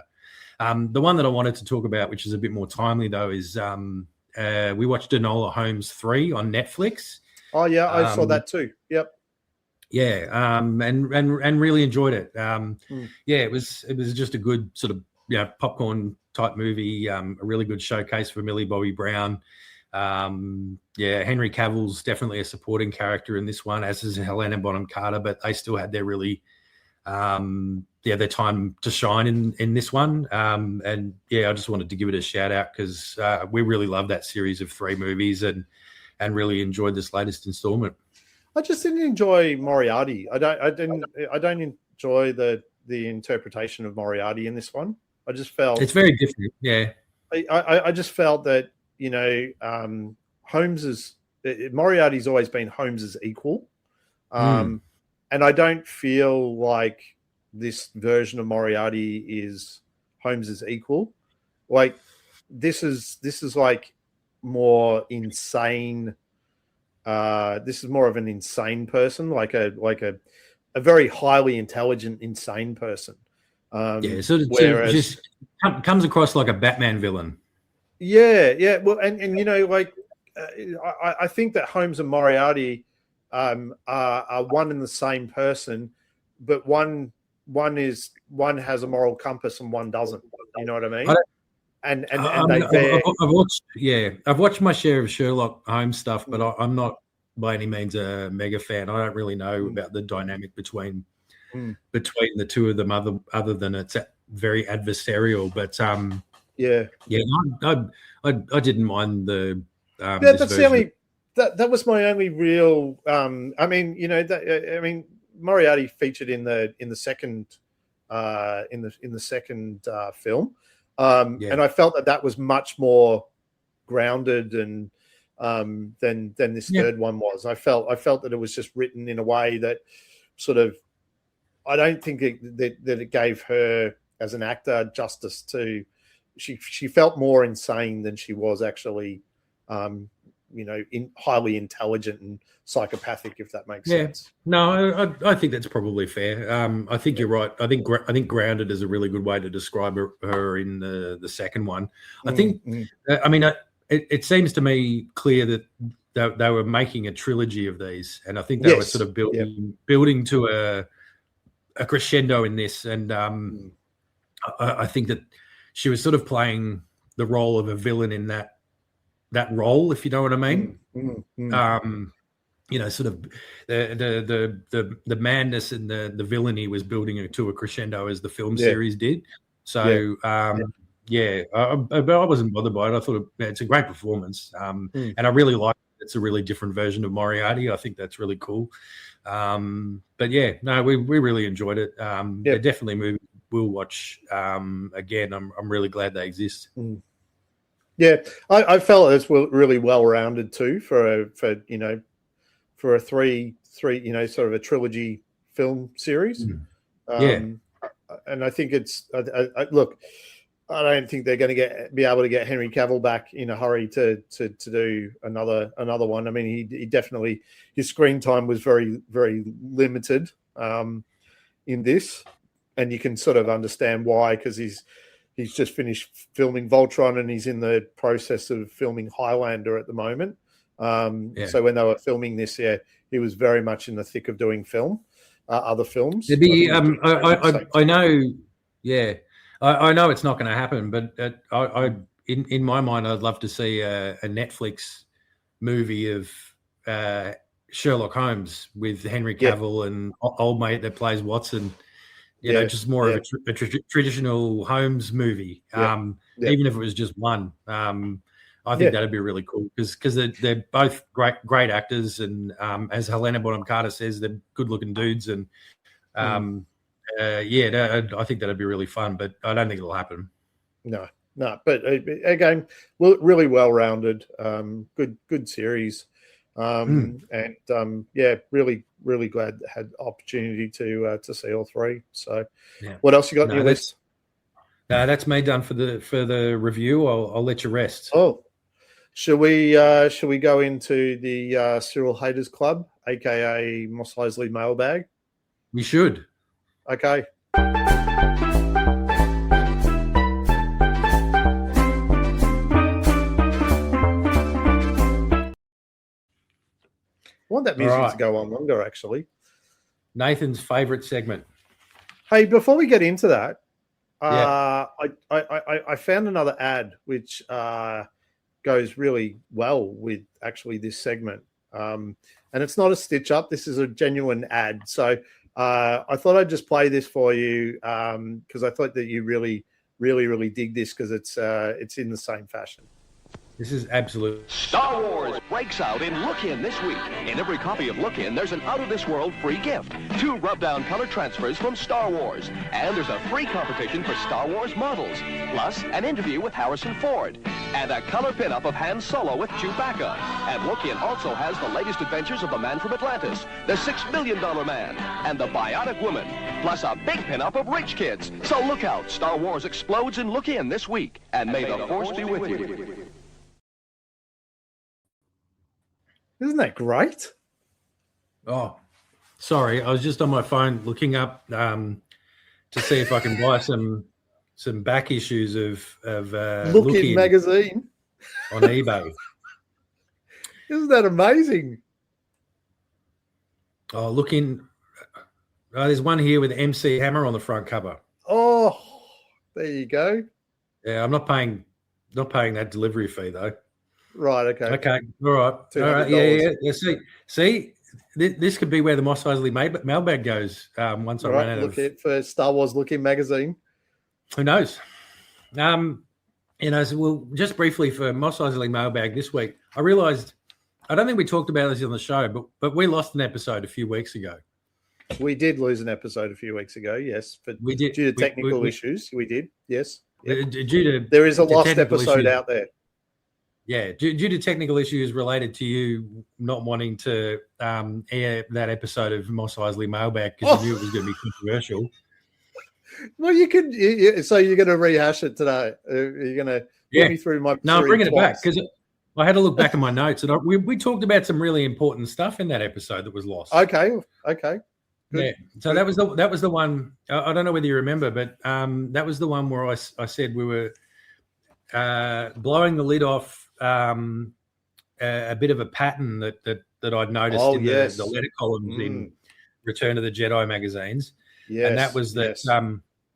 And so we opened it up for feedback, which the request for feedback never got out there because the episode was disappeared by you. By the Force. Yeah. But basically the gist of what I was talking about was that I'd noticed a theme in these magazines. So the Return of the Jedi magazines from the UK, and they were printed in the 80s. There's a lot of love in the letter columns for the dark side and for the Empire. Are you going to show the cover of that one that you're reading out of? I've got. You can see it. You've got a couple there, don't you? I do have a couple here. There's this one. Good old Salacious Crumb. Yeah, look, I put it alongside you. It's like twins. Who wore it better? Yeah, no, that's uncanny. I never noticed that before. Yeah, part Kawaki. I was doing the face and everything. Yeah, part Kawaki and monkey lizard. Anyway, I've been reading all these letters and I noticed that there's a bit of a trend with the kids that write in to the Return of the Jedi magazine, and they're all from the UK. They're all from places with, UK names. I'm trying to think of some off the top of my head. What Stratford-on-Avon and Kent, Leicester, Nottingham, and they all love the Empire. Like there's this one, for example. This is from a different edition. I'll show you this one. We've talked about this one before. Sexy Luke. Yeah, that's Aha Luke. Oh, Aha Luke. Yeah, with his early edition saber there. And he's ripped off sleeves and his bandana around his bicep just to show how rippling his muscles are, and he's ready for 80s clubbing right there. Yeah, no, he's jumped straight out of the Aha music video. Yeah. So the letter in this one says, my favorite person in the Star Wars saga is Darth Vader. I believe in the Empire and not the Rebellion, but I don't think that I am evil. Given the chance, I would join the Empire. May the dark side of the Force be with you. So that's just one example. And then there's another one where the sign-off goes, I hope the Empire goes on forever. And there's just like this trend of all these kids that praising the Empire. And I was wondering whether it was like a throwback to like adoration for the colonial past of the UK, where kids in Australia, like, when we used to run around the front yard or the backyard, we used to pretend to be the rebels. Yeah. So we were fighting against the Empire. Yeah. So the look of this, all these little British kids back in the day must have been, running around being stormtroopers and Darth Vader and the Emperor. Yeah. Like we were fighting over whether we were going to be Han Solo or Luke Skywalker, and they were fighting over whether they were going to be Moff Jerjerrod or an Admiral Piet. Or Jabba. Well, Jarbo. Yeah. But anyway, I thought that was really interesting, and I wanted to make sure that it got on the record because I want to know if that's the case. Like, were English British kids back in the day all pretending to be, the imperial characters and not the rebels? So most of these kids who wrote into the column, they're all sort of around our age-ish. I guess so. Either our age or just a bit older. Yeah. I wonder if most of them went into British politics. Look, I mean that's the end game of the question I'm asking. You're right. Yeah, is Brexit because all these British kids have misinterpreted the moral of the Star Wars movies? Yep. Yeah. Did George Lucas orchestrate Brexit? That's what I'm asking. Right, there you go. Also too, I still go with it. I honestly believe that Cyril is a bot that works for the Sith. He has no intentions of doing any good, but is complete evil, and I think he's steering the kids into the column. Subliminally. I know you're disappointed that there wasn't a lot of Cyril in that idiotic rant, but I'll give you this as a look. There's actually that's a decent alongside as well. Yeah. Now you and Cyril have sort of got the same dirt face. Yeah. Dirt face. Yeah. Part Kawaki and monkey lizard and part McDonald's nugget box. Deformed toaster. Yeah, part deformed toaster. Yeah, there you go. Embrace your heritage, Nath. Yeah, sure. No worries. Thank you for that. Well, we would love your thoughts on that. If you're one of our watchers or listeners, part of the Pulp Nation, and you grew up, were you on the side of the Force or the side of the Sith? We'd love to know. Hit us up on the socials under Pulp Culture Pod, or let us know in the comments below. Let us know. We'd love to know. Well, is there anything else that you want to talk about? No, I think that's it for me this week. Whoa, it's been a big week. It has. I told you. I warned you. Yeah, well, you know what happens? It's the end of the show gong.